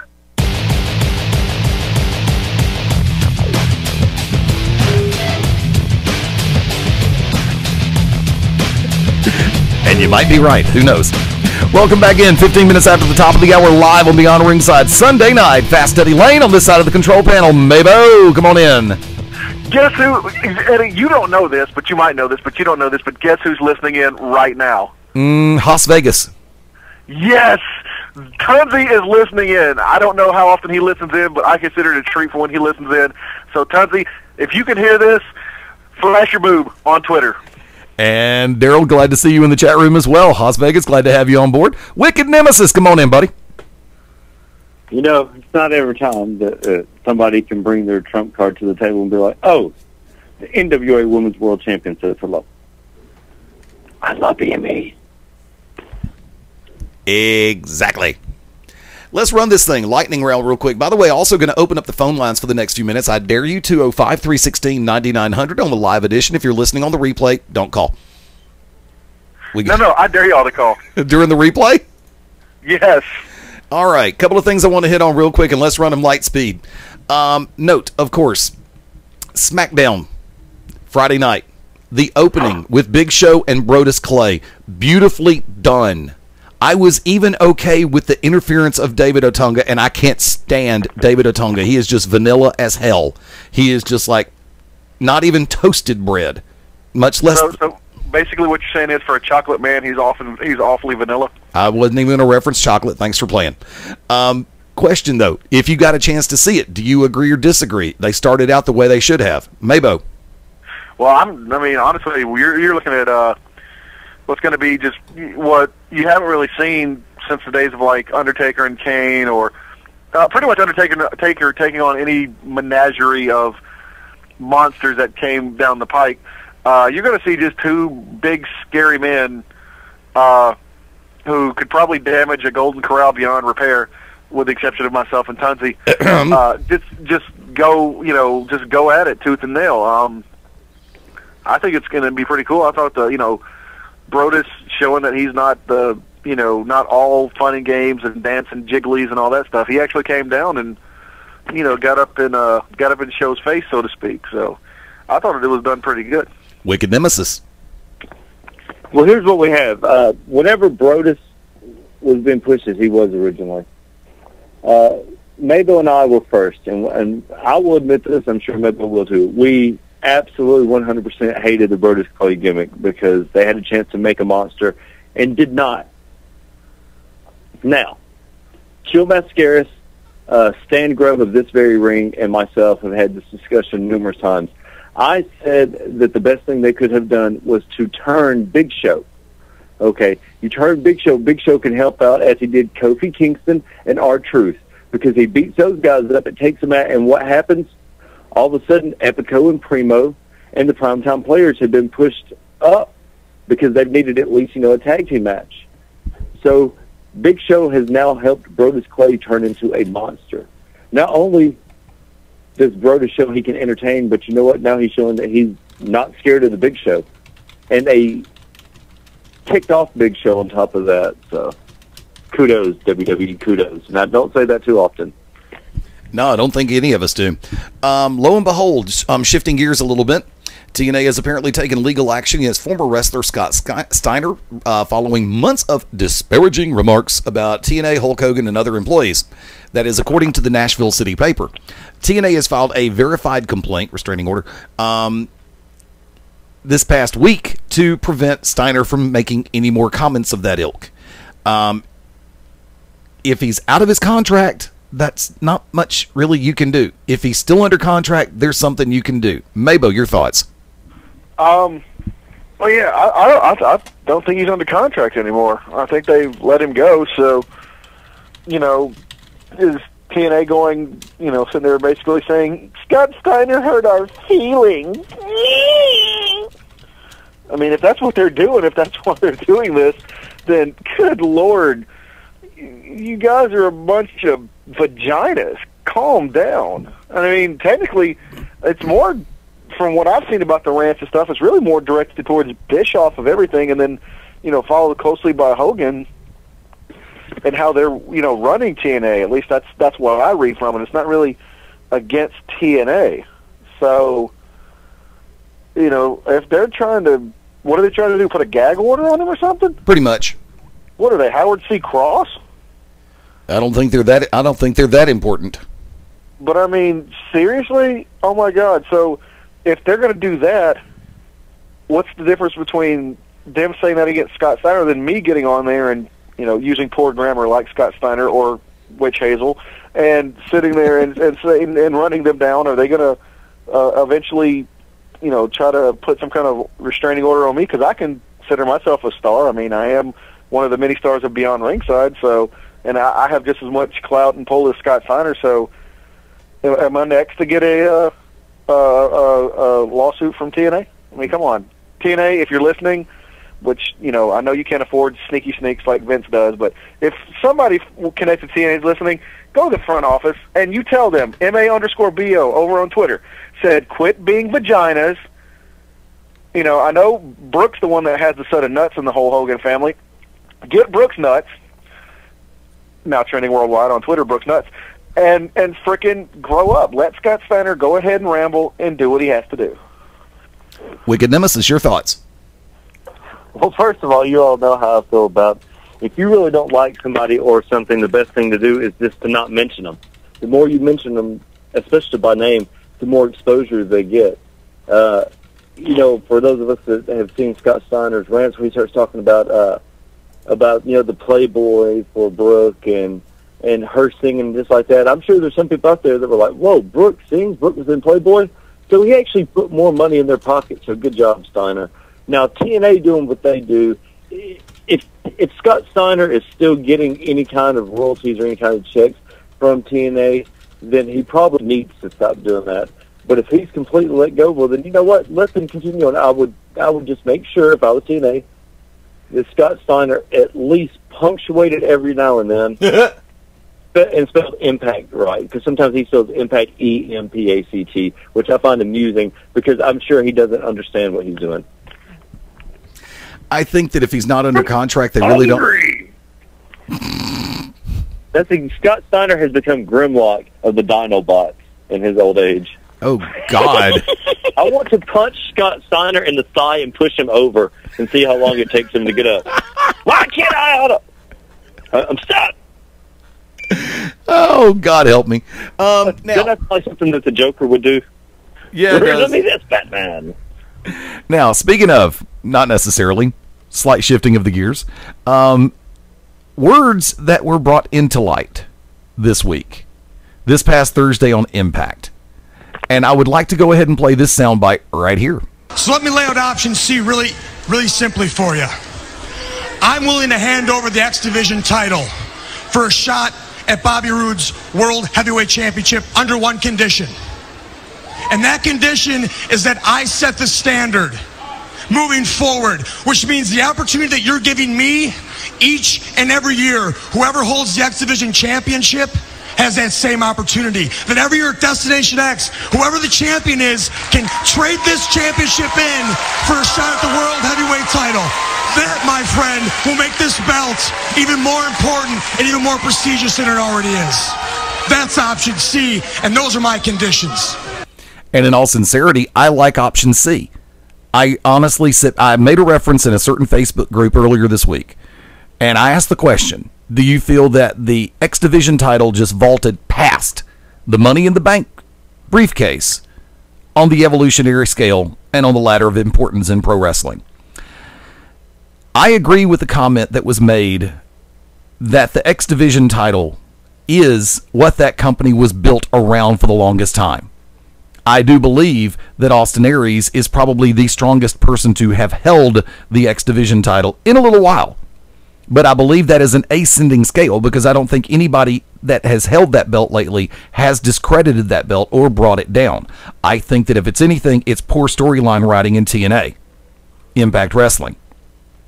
But to have that situation brought into play elevates the X Division title, knowing the fact that someone who might not be on that A-list has a chance to jump to that A-list by virtue of the factor being, now if it's the only drawback to that scenario is if the championship has changed hands within 30 days or 2 weeks previous to Destination X. But if that person has held that belt, such as in the case of Aries, who has held that belt for a while, I think that does elevate that championship to being the true stepping stone. It parallels to what the United States Heavyweight Championship did in Jim Crockett Promotions National Wrestling Alliance World Championship Wrestling, because everybody recognized the U.S. Championship as a stepping stone to the World Heavyweight title. Unfortunately, in this vantage point, let me cover, I'll move on to that point. Based on what I've said up to this point, MaBo, your thoughts? Well, I mean, as long as it's going to limit, as long as the X Division has a weight limit on it, though, it's kind of maybe denying somebody who is like Samoa Joe. You know what I'm saying? Remember when Samoa Joe had the belt, and when he was the X Division champion, he did use that sort of as a stepping stone to try to get to get to the heavyweight scene. But I mean, now that they've got a weight limit on it, that's kind of an unfair advantage to those who might be just as good, if not better, than the current X Division champion, but they may not be in the title hunt or getting pushed strong in the title scene. So, I mean, I think it's a great idea, but are they, I just don't think it's fair as long as they keep a weight limit on it. And that way you can't sit there and say it's a true stepping stone like at one point the Intercontinental or the, in the old WWF days, or the U.S. title in the old, NWA, WCW days. Now, is Austin going to have to relinquish the belt to get this title shot? Yes. Okay, if he's having to relinquish, does that mean next year, let's say, I don't know, let's just go wacky and go, let's say Robbie E. has held the belt for 3 or 4 months. Right. Okay. Is he going to have to give up the belt, next year? Yes. To get his title shot? Yes. Okay, are you going to have somebody who sits there, or do you think, I mean, of course, we're projecting years down the road, which we know nothing's going to last past this coming December, but is there going to be an X Division guy who sits there and goes, never mind, I'm going to keep my X Division title? Hell, who's to say TNA is going to be around? This could be a one-time only thing. Maybe next year, but who knows in 2014. So, I don't know. I mean, it was a cool thing to say and do and kind of,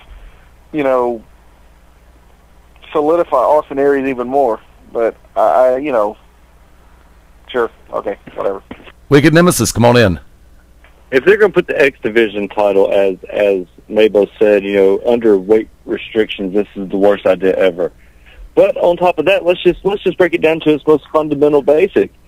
If they're going to make the X Division pretty much the number one contender, if not just for that time, what the hell are they going to do with the guys that leave from the WWE?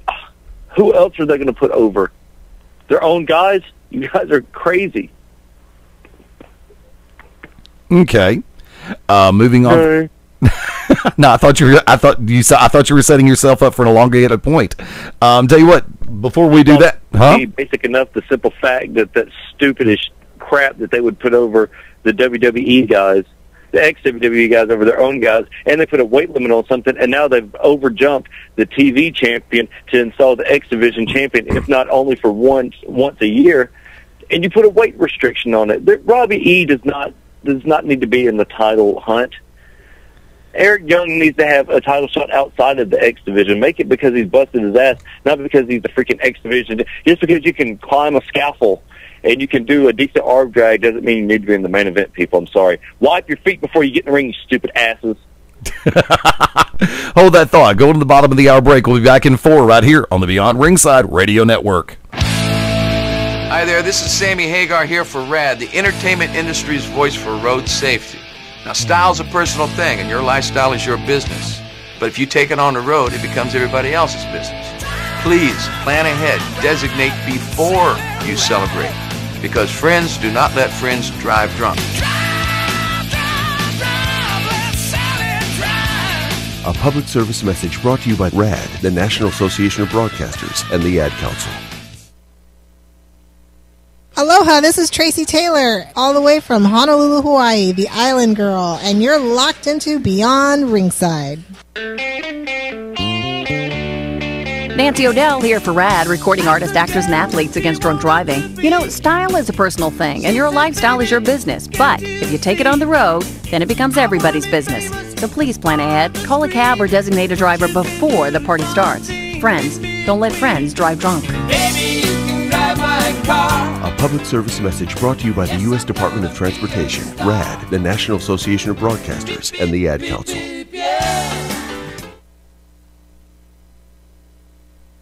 If your walls could talk, what would they say? I have sent children into fits of rage. I am responsible for a child's speech impediment. I am the reason a child can't read.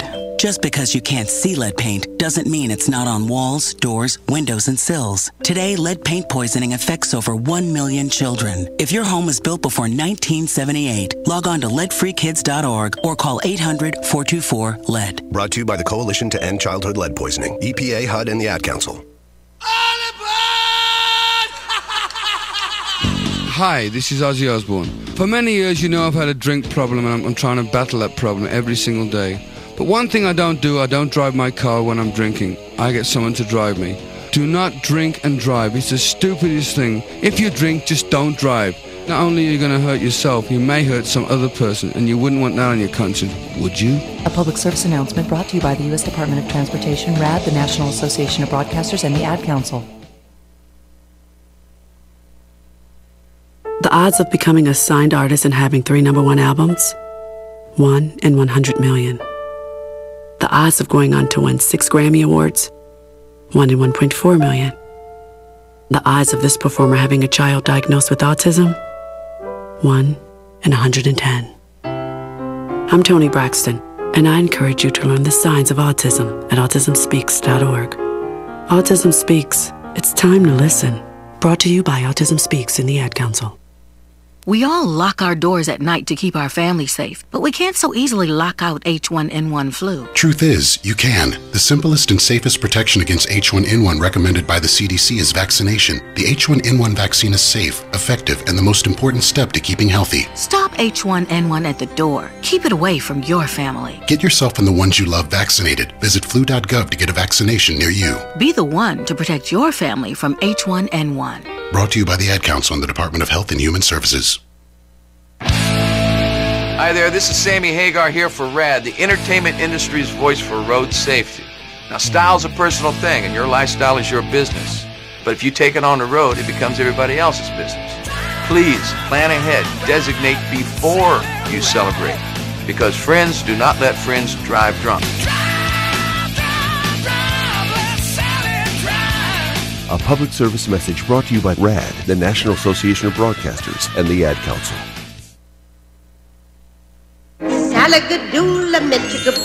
You must be your fairy godmother. Yes. It doesn't take a fairy godmother to tell you that the right fit means everything. Good heavens, child. You can't go in that. Children under 4'9" need to be in a booster seat because they aren't ready for adult safety belts alone. Remember that 4'9" is the magic number, and get your little pumpkin there safely in a booster seat. Oh, thank you. For more information, visit boosterseat.gov. This has been a message from the U.S. Department of Transportation and the Ad Council. And this is Kenny Kip Kennedy, master of Kenny's Kempo Karate. Hier spricht Tassilo Jung von Western Extreme Wrestling. This is the Dark Child, Chance Crawford, NWA National Heavyweight Champion. This is the Temptation, Sean Tempers. This is Jacoby Boykins, a.k.a. the Alabama Ambassador, Mr. 256. This is the Bee's Knees, the Cast of Pajamas, and the whole shebang. Johnny Gargano. This is Bill Darrens, and you're watching, you're listening, you're experiencing Beyond Ringside. And you are a better person for it. Trust me. The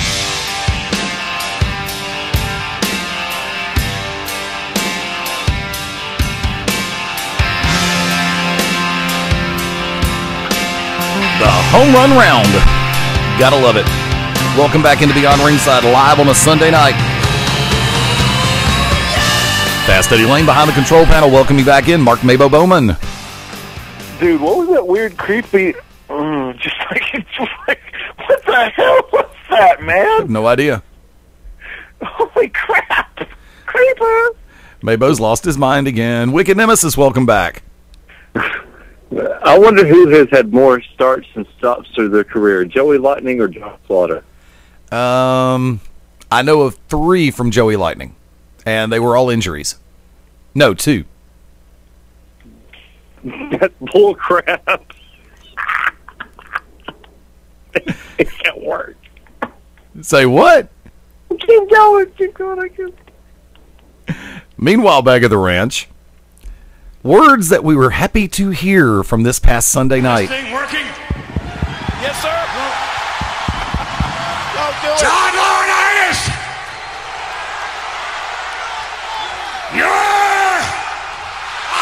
Oh my God! It's fun. Now, that would normally be a reason for most of us to stand up and applaud. And I'm going to get another replay of this. But am I the only one that did not hear the letter F being enunciated by Vince on that microphone? All I heard was, "You're ired." I didn't hear fired. I heard ired. MaBo, did you hear that? Why are we even talking about this? What relevance does this have? That something maybe, the microphone shorted out for a second? Or maybe Vince blew it out when he was all like making the F noise? I mean, what the blue hell, what relevance does this have? Other than there was an audio slip-up. Because that audio slip-up can actually come back into play down the road if they want to bring the character back. If they're ridiculously retarded, yes, it could. This is WWE we're talking about. Anything can happen with that. This is WWE, not TNA. Okay. Wicked Nemesis, your thought? Yeah, I think it was just an audio slip-up. I've got a really bad feeling about that. Because I don't. You should stop eating pineapple pizza so late. Which really sounds like a good idea, and that's your 3rd pizza reference of the show, thanks. Which actually, that's what I was in the mood to do. I was actually going to call and order pizza in a minute. Pizza. Mm-hmm. Turtle power. So what? Turtle power. There you go. Not sure which one I would be. Roadkill is probably what I'd be. No, the way that hit me when I was watching it originally, and the more I listened to it, the more it's like, that just really doesn't sound like an accident. Because if that was the case, there would have been other syllables that could have happened with. And I think, like I said, just call it a gut instinct. I don't really think that we've seen the last of Laurinaitis on WWE programming. So, let me go ahead and do this, and I have a feeling I know where this is going to go. I'll try this. SmackDown. We have seen the end of that. They said that he's gonna be brought back as assistant to the board of directors or whatever. But I mean, you're overthinking this, Eddie. I'm sorry, Wicked. Go ahead. We've got a problem in the phone system. Something happened. I don't know. There we go. Okay, is everybody in? MaBo, you there? Hang on. Most days go by without a whole lot of surprises. But what if a disaster strikes without warning? What if life, as you know it, has completely turned on its head? Would you be prepared? Before a disaster turns your family's world upside down, be ready. Get a kit. Make a plan. Be informed. Learn how at www.ready.gov. Brought to you by the Federal Emergency Management Agency and the Ad Council. I'm in love with this girl. In love with. Hi, I'm Gavin DeGraw for RAD, recording artists, actors, and athletes against drunk driving. In less time than it takes to play your favorite tune, someone will be killed or injured in an alcohol-related crash. If you party, plan ahead. Designate before you celebrate. Sad stories make great songs, but happy endings make better lives. Friends don't let friends drive drunk. A public service message brought to you by the U.S. Department of Transportation, RAD, the National Association of Broadcasters, and the Ad Council.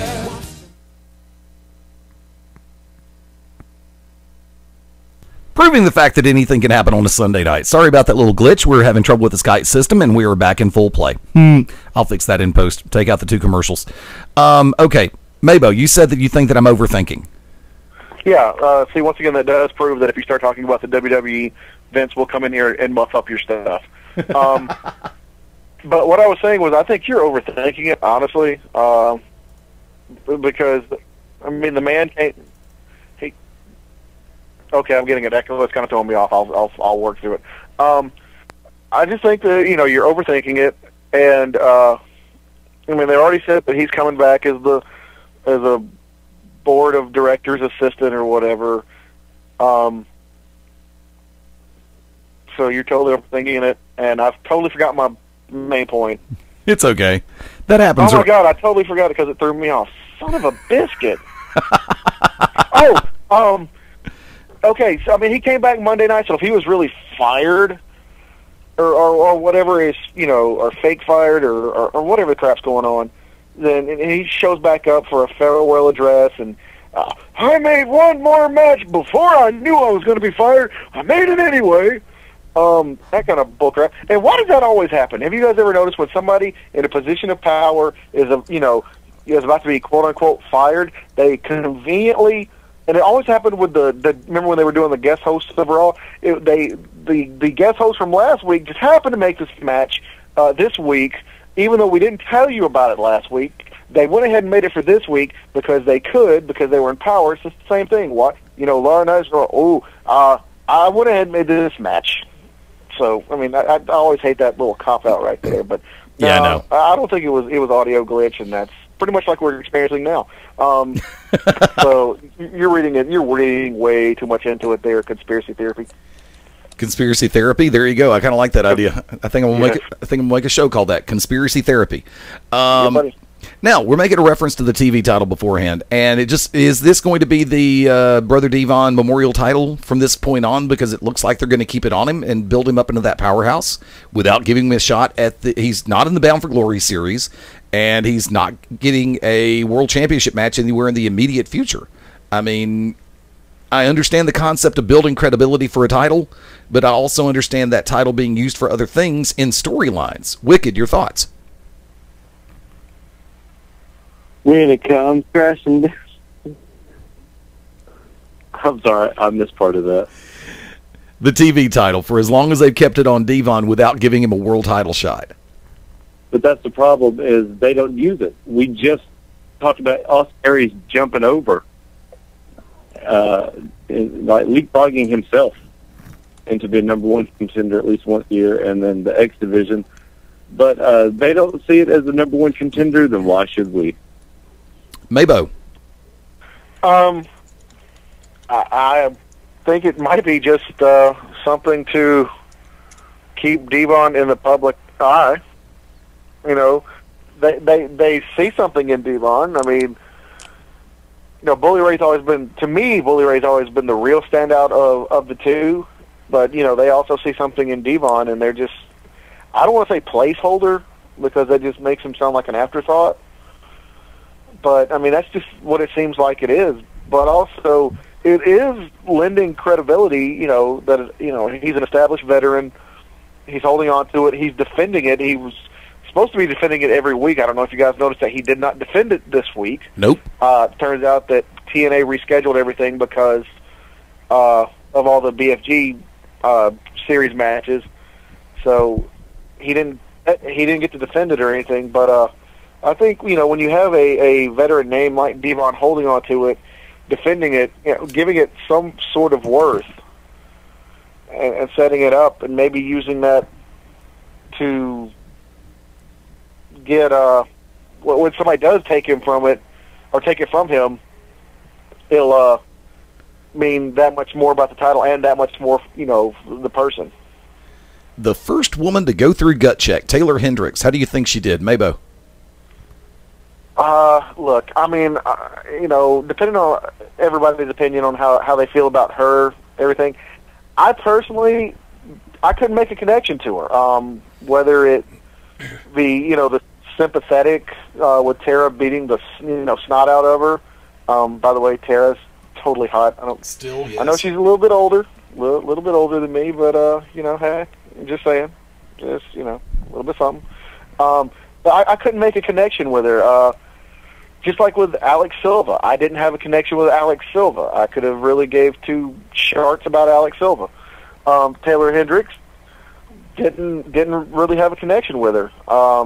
Didn't think she did all that well in her in-ring performance either. But there was no connection, and that's what I need to feel with someone who is getting the quote-unquote gut check. I mean, we all know the fix is in anyway, so it doesn't matter. But like with unless you're Ric Flair, then you just change everything. But with Joey Ryan, I felt the connection. I felt, not just because I knew Joey Ryan from his past work on the Independents, or that I was a fan of Joey Ryan.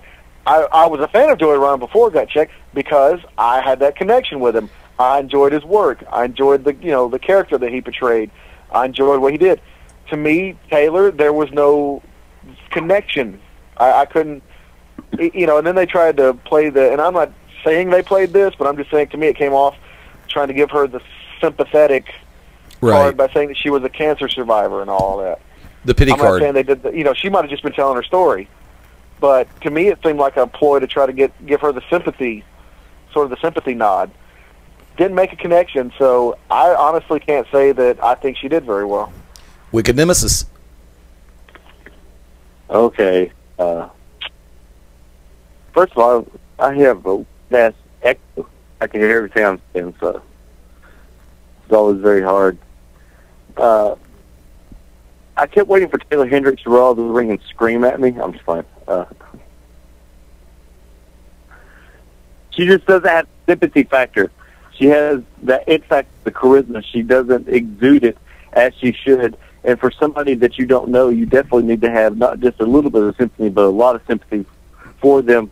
And as MaBo said, she does not make that connection at all. So this was all for naught. I'm glad that they used somebody, from OVW, a former OVW women's champion, not a world champion, but an OVW women's champion. I'm glad for that. But no, not at all. Not a good showing. Yeah, I have to agree with MaBo. I didn't make any kind of connection with her. She just, even with the promo, so-called promo she cut before the match, I got the impression of traveling jobber, enhancement talent for Tara, and that's all I see. If they do give it to her, I'm really going to be in a state of disappointment because you've still got Angelina Love and Winter, who they could easily bring back onto television and create that much more as for the storylines. So from that vantage point, it's just like it really just did nothing for me. I agree with the Joey Ryan bit. I really think that he should have been brought in, but I also understand why they didn't bring him in. I wasn't a fan of Silva either. So 2 out of 3 on the gut check so far. I can see why they didn't do it. Why they wouldn't. Okay, Hendricks, I can see why they won't. Silva, I can't see why they did, other than the factor of Flair going into business for himself on that one. And from that vantage point, I can't see why they didn't with Joey Ryan, because I think that he would make he brings that main stage notoriety with him because of the fact that he does have a strong background in the business. But from that vantage point, we're going at 12 minutes before the top of the hour. So, gentlemen, I'm going to go ahead and lay one on the table. Last call. Matter of fact, before I do, good friend of ours here on Beyond Ringside, Matt Denton. How you doing tonight, buddy? Was wondering why when you get to me. I figured I'd go ahead and bring you in right now. I was feeling like I was left in the corner, all sad, alone, and hungry. Did you have your blueberry pie with you? No, I did not. Well, damn, we were sent a blueberry pie over to you, man. Well, maybe MaBo intercepted the parcel and ate it for himself. MaBo, did you eat the pie? Oh, I've been known to eat pie. Went a long way for that one, and by God, it worked. Matt, how you been doing, man? I've been good. How are you? Fair to partly cloudy. Tell you what, while we got you here, go ahead and weigh in on the Taylor Hendricks bit. I don't watch TNA. So asking you about... Okay. Oh, but my Twitter followers said it sucked, so I do have to agree with them. Okay. From that vantage point, have you caught ROH? Sorry, what was that? Did you catch ROH, the lead-in show for Best in the World 2012? No, I did not. Ooh, shame on you. Get a chance, watch it. I will pirate it. But it's available on YouTube also. You don't have to pirate, just catch it on YouTube. Just type in ROH June 2012 full. No, I'm going to pirate it. You can't stop me from pirating it. It's just easier to get it off YouTube. It's there. Look, the boy wants to pirate it. Let him go pirate the thing and shut up. Arr. Being a responsible businessman, I do have to discourage the concept of piracy, and I will show you legal and proper means in which to get it through normal channels. There, I said it. My lawyer is... stop you from butt pirating. My lawyer is happy right now. No, speaking of butt pirates, how you doing, MaBo? But from that vantage point, the opening match this week on ROH, Eddie Edwards, Brutal Bob Evans, with the exception of 3 loud, noisy misses in crucial spots, actually not a bad match. All the way across the board. I mean, Edwards did a good job with Evans. Evans, of course, I think that was a nice little payoff for the career that he's had to give him the national television match and actually let him look good. From that vantage point, the Jay Lethal, Chris Silvio match, not a big fan of. And Wicked, you made a comment about Jay Lethal earlier, and I can't remember if it was on air or off air. Would you like to reiterate that? Oh, yeah, it was actually off air. You and I were talking about what happened on Ring of Honor. During this match, Jay Lethal has regressed in what he did, what he used to. When he was on TNA, you know, he had that very. You have three. I guess there's three heel managers aligning and kind of scoping out the situation against Chris Hero Light, whatever the hell the guy's name is. Chris Silvio. And Chris Silvio or whatever. And he throws Jay Impact, oh my God, he throws Jay Lethal into the ring post. Okay? Now Jay Lethal eats the ring post and gets no sympathy. And then, of course, the whole thing about he should have been counted out because the guy didn't really break the count. He just went after him, but we won't get into that. It's also the fact is that Jay Lethal, all the momentum, all of the sympathy, all of the fire he had is gone. He has totally regressed in his character now that he's gotten out of TNA. And I don't know if it did the Macho Man gimmick so long or whatever, but it's just not there anymore. I have to agree. He has regressed. He's gone backwards, and that's really sad because Jay Lethal had tremendous promise. MaBo, did you catch it? Yeah. Your thoughts? About the match or the show overall? Both of them. I just like anytime I get to see them boys. All I care. Them boys. That's all that matters. Notice they haven't been on television in a couple of weeks. Also, the main event, the situation with Davey Richards and the tag team match against ROH World Champion Kevin Steen and Jimmy Jacobs. I thought that was well done. Oh, my final thought on the Jay Lethal match, I thought the entire match was just an overblown build-up to the brawl that took place afterwards. If they'd have just gone ahead and gone with a Broadway situation with Jay Lethal, Roderick Strong, and Tommaso Ciampa, I think that would have been probably the best thing to do. Just let him go at it. Bring Lethal out for an interview and then have Strong intercede and then turn around and have Ciampa come in after that. By the way, who told Tommaso Ciampa that it was a good idea to bleach all of his facial hair? Not me. Ken Anderson. Ken Anderson. Well, I know Ken used to, rock the Jerry Lawler, Rebel Alliance insignia goatee, but Ciampa bleached his entire face. It looks like somebody covered it in whiteout, and I don't mean whiteout if you know what I'm saying. There you go. You're not speaking of liquid paper. From that vantage point, like I say, I would love to find out what all's happened with Best in the World 2012 pay-per-views going on, I believe, still as we speak. Actually, I think it might have just wrapped up, Eddie, because I know Kevin Steen versus Richards was happening while we were doing the show. Okay. And Steen retained, thanks to Xavier Fate and JR3629 on Twitter for letting us know that Kill did retain. Okay. Thanks for that, Wicked. Now I'm not going to pirate the show because now I know the results. Thank you. Well, that was only one match. There was only one match that he talked about. But from that vantage point, he ruined it all for me. I'm so sorry to hear that. I really am, and I'm being sincere. Let's go for last calls. MaBo, Mark Bowman. Yeah, what's up with Ken Doane trying to get his name back out there, bringing up all of the business with when he was engaged to Mickie James, and then she slept with Cena, and then Cena might have slept with somebody else, possibly Victoria, and he's getting all up in. I mean, I am not, a fan of Cena as far as in-ring work, everything like that. Not a big Cena, but Cena, the personal life. What gives Ken Doane the right to allegedly bring up all this, that, and the other that happened, a couple of years ago, and do all this crap? I mean, seriously, are you that desperate, Ken Doane, to get your name back out to the world of pro wrestling? I mean, for real. Is that a open question, or is that just a statement? That's really more of a statement. I mean, that really kind of, pisses me off. And I will, you know what, I'm not going to have anything to do with it because I think it's kind of sleazy. But if either of you two or three, Matt, if you want to, if y'all want to get Ken Doane on this show, I will personally confront him about what a scumbag he is for doing this. Because I think scumbag or not, he still has a pretty leg drop. Oh well, I'm not arguing about the man's in-ring skills. I'm talking about the fact that, he was a queer leader on TV, and then he got fired because John Cena stole his girl, allegedly, maybe, possibly. Who knows? Who cares? Allegedly. All right? That happens all the time. People get swapped around and passed around in the back like, I don't know what, Maria Kanellis, but who cares? People keep personal business out of, off the internet as far as that stuff goes. Okay. Well, we'll see what we can do on that front. Wicked Nemesis, last call.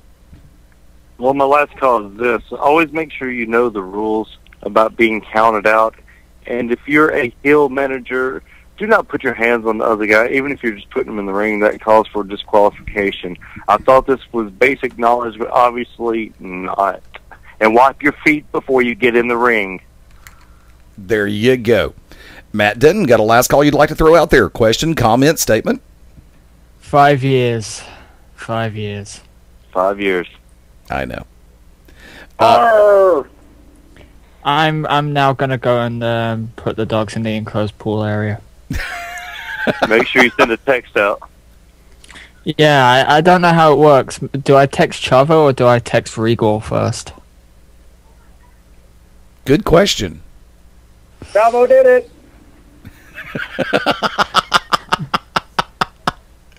Shameless plugs. Mark Bowman. Yeah, MA_BO on Twitter, Mark Bowman on Facebook. Check out some of my friends and the businesses that they run. Bob's Comics here in Birmingham, Alabama. Also check out Eyewitness store over on Facebook and Creative Concept Designs. I'm sure Eddie might have graphics or links or, sausage patties or maybe even bacon. Maybe he has bacon. I don't know. Pancakes. But he has some. And that too. Little blood sausage there. He has some form of breakfast meats available to go along with this. Also check out Bev Nerd over at Bev Nerd on Twitter, Bev Nerd on Facebook, and BevNerd.com. Okay. Wicked Nemesis, shameless plugs.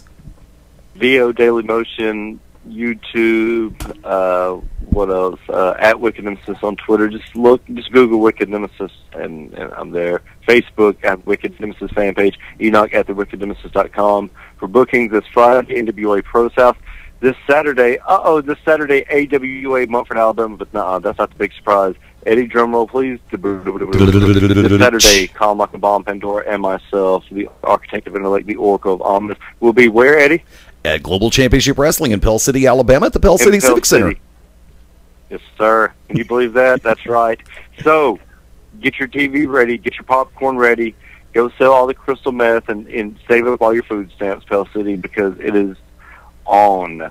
And this Saturday is something you'll never see. This Friday, NWA Pro Stuff, Harder, Better, Faster, Stronger. I think Kanye West will be there, since we're actually, I'm being told he will not be there. But I will be there with the judge. The judge will take on Tyler Gage, the Future Classic. Also, make sure you check out Gamer Rage, and make sure this very ring, the To Be Determined show, this Wednesday, 9 p.m. Central Standard Time. This very ring tonight at what time? What time do they go on? 10? 11. 11.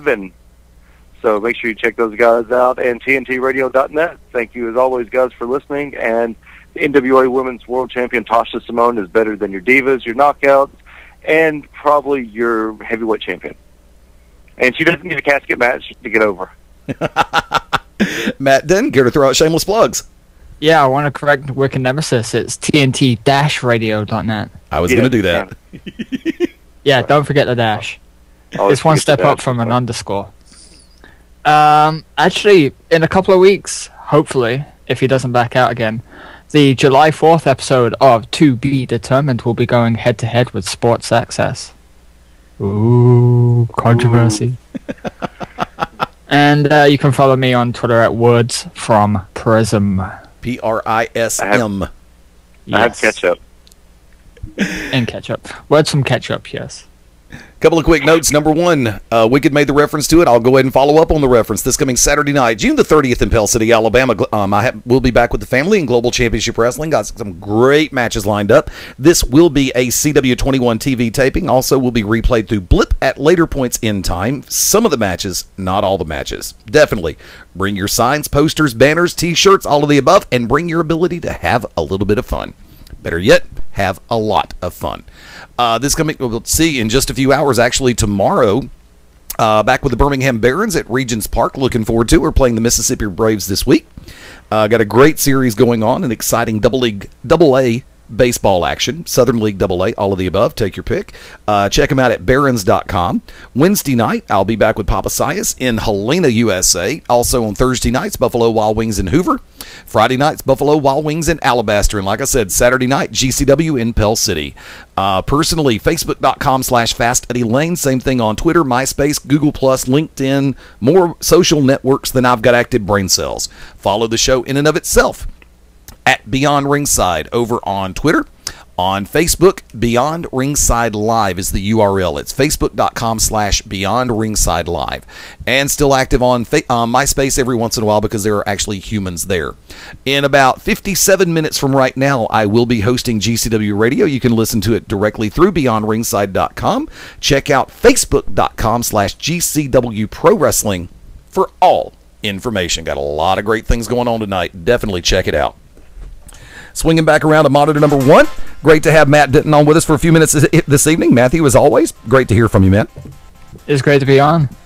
Special thank you to the modern-day hero, the NWA World Junior Heavyweight Champion, Kevin Douglas, for coming on with us this evening here on Beyond Ringside. In honor of MaBo, I almost said Kevin Smith, but just for the hell of it, I decided to get Kevin's name right, correct, and proper. Kevin Douglas 24/7 over on Twitter. Catch him when you get a chance to. From that vantage point, we will be back at it next Sunday night, 5:30 p.m. Central, 6:30 Eastern, 3:30 Pacific, and I'm still trying to figure out if I really want to mention the Mountain Time Zone. I'm just kidding. 4:30 Mountain. Back in force. Keep your eyes on BeyondRingside.com. Don't forget, if you have Shoutcast, if you venture through BeyondRingside.com, you can find the best of BeyondRingside.com when we're not live. The best of Beyond Ringside is airing. For Matt Denton, say goodnight. Good night. For Mark MaBo Bowman, I will be putting on a Broadway production of The Lion King using nothing but tampons later on. So pirate that off YouTube. Arr! You sick man. For the Oracle of Ominous, the Architect of Intellect, the Wicked Nemesis. If there's not at least 7 mentions of me tonight on GCW Radio, I'm going to punch you in the thigh when I see you Saturday and push you over, Eddie. Oh, don't make that noise because you know MaBo's going to jump on it. That's what she said. pretty much. This is the Magic City Motormouth. Fast Eddie Layne saying adios, das vidania, hasta luego, auf Wiedersehen, ciao, sayonara, arrivederci, farewell, alla senior, au revoir, and until we meet again, aloha means bye-bye. And we'll see you next week, right here on the Beyond Ringside Radio Network. 7 mentions. 7? My scrotum skin and my elbow skin are made of the same material. It's called leather.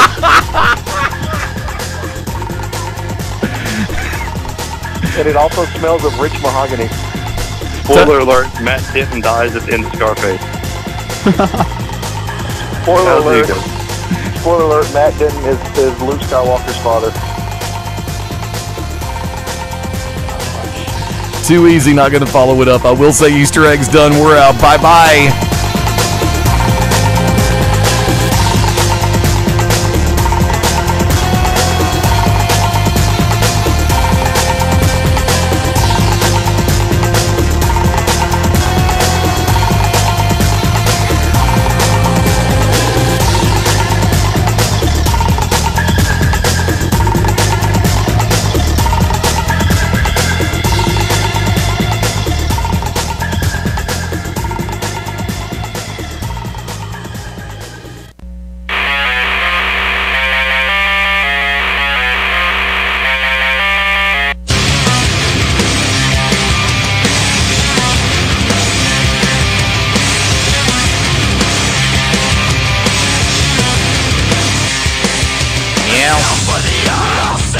Yeah.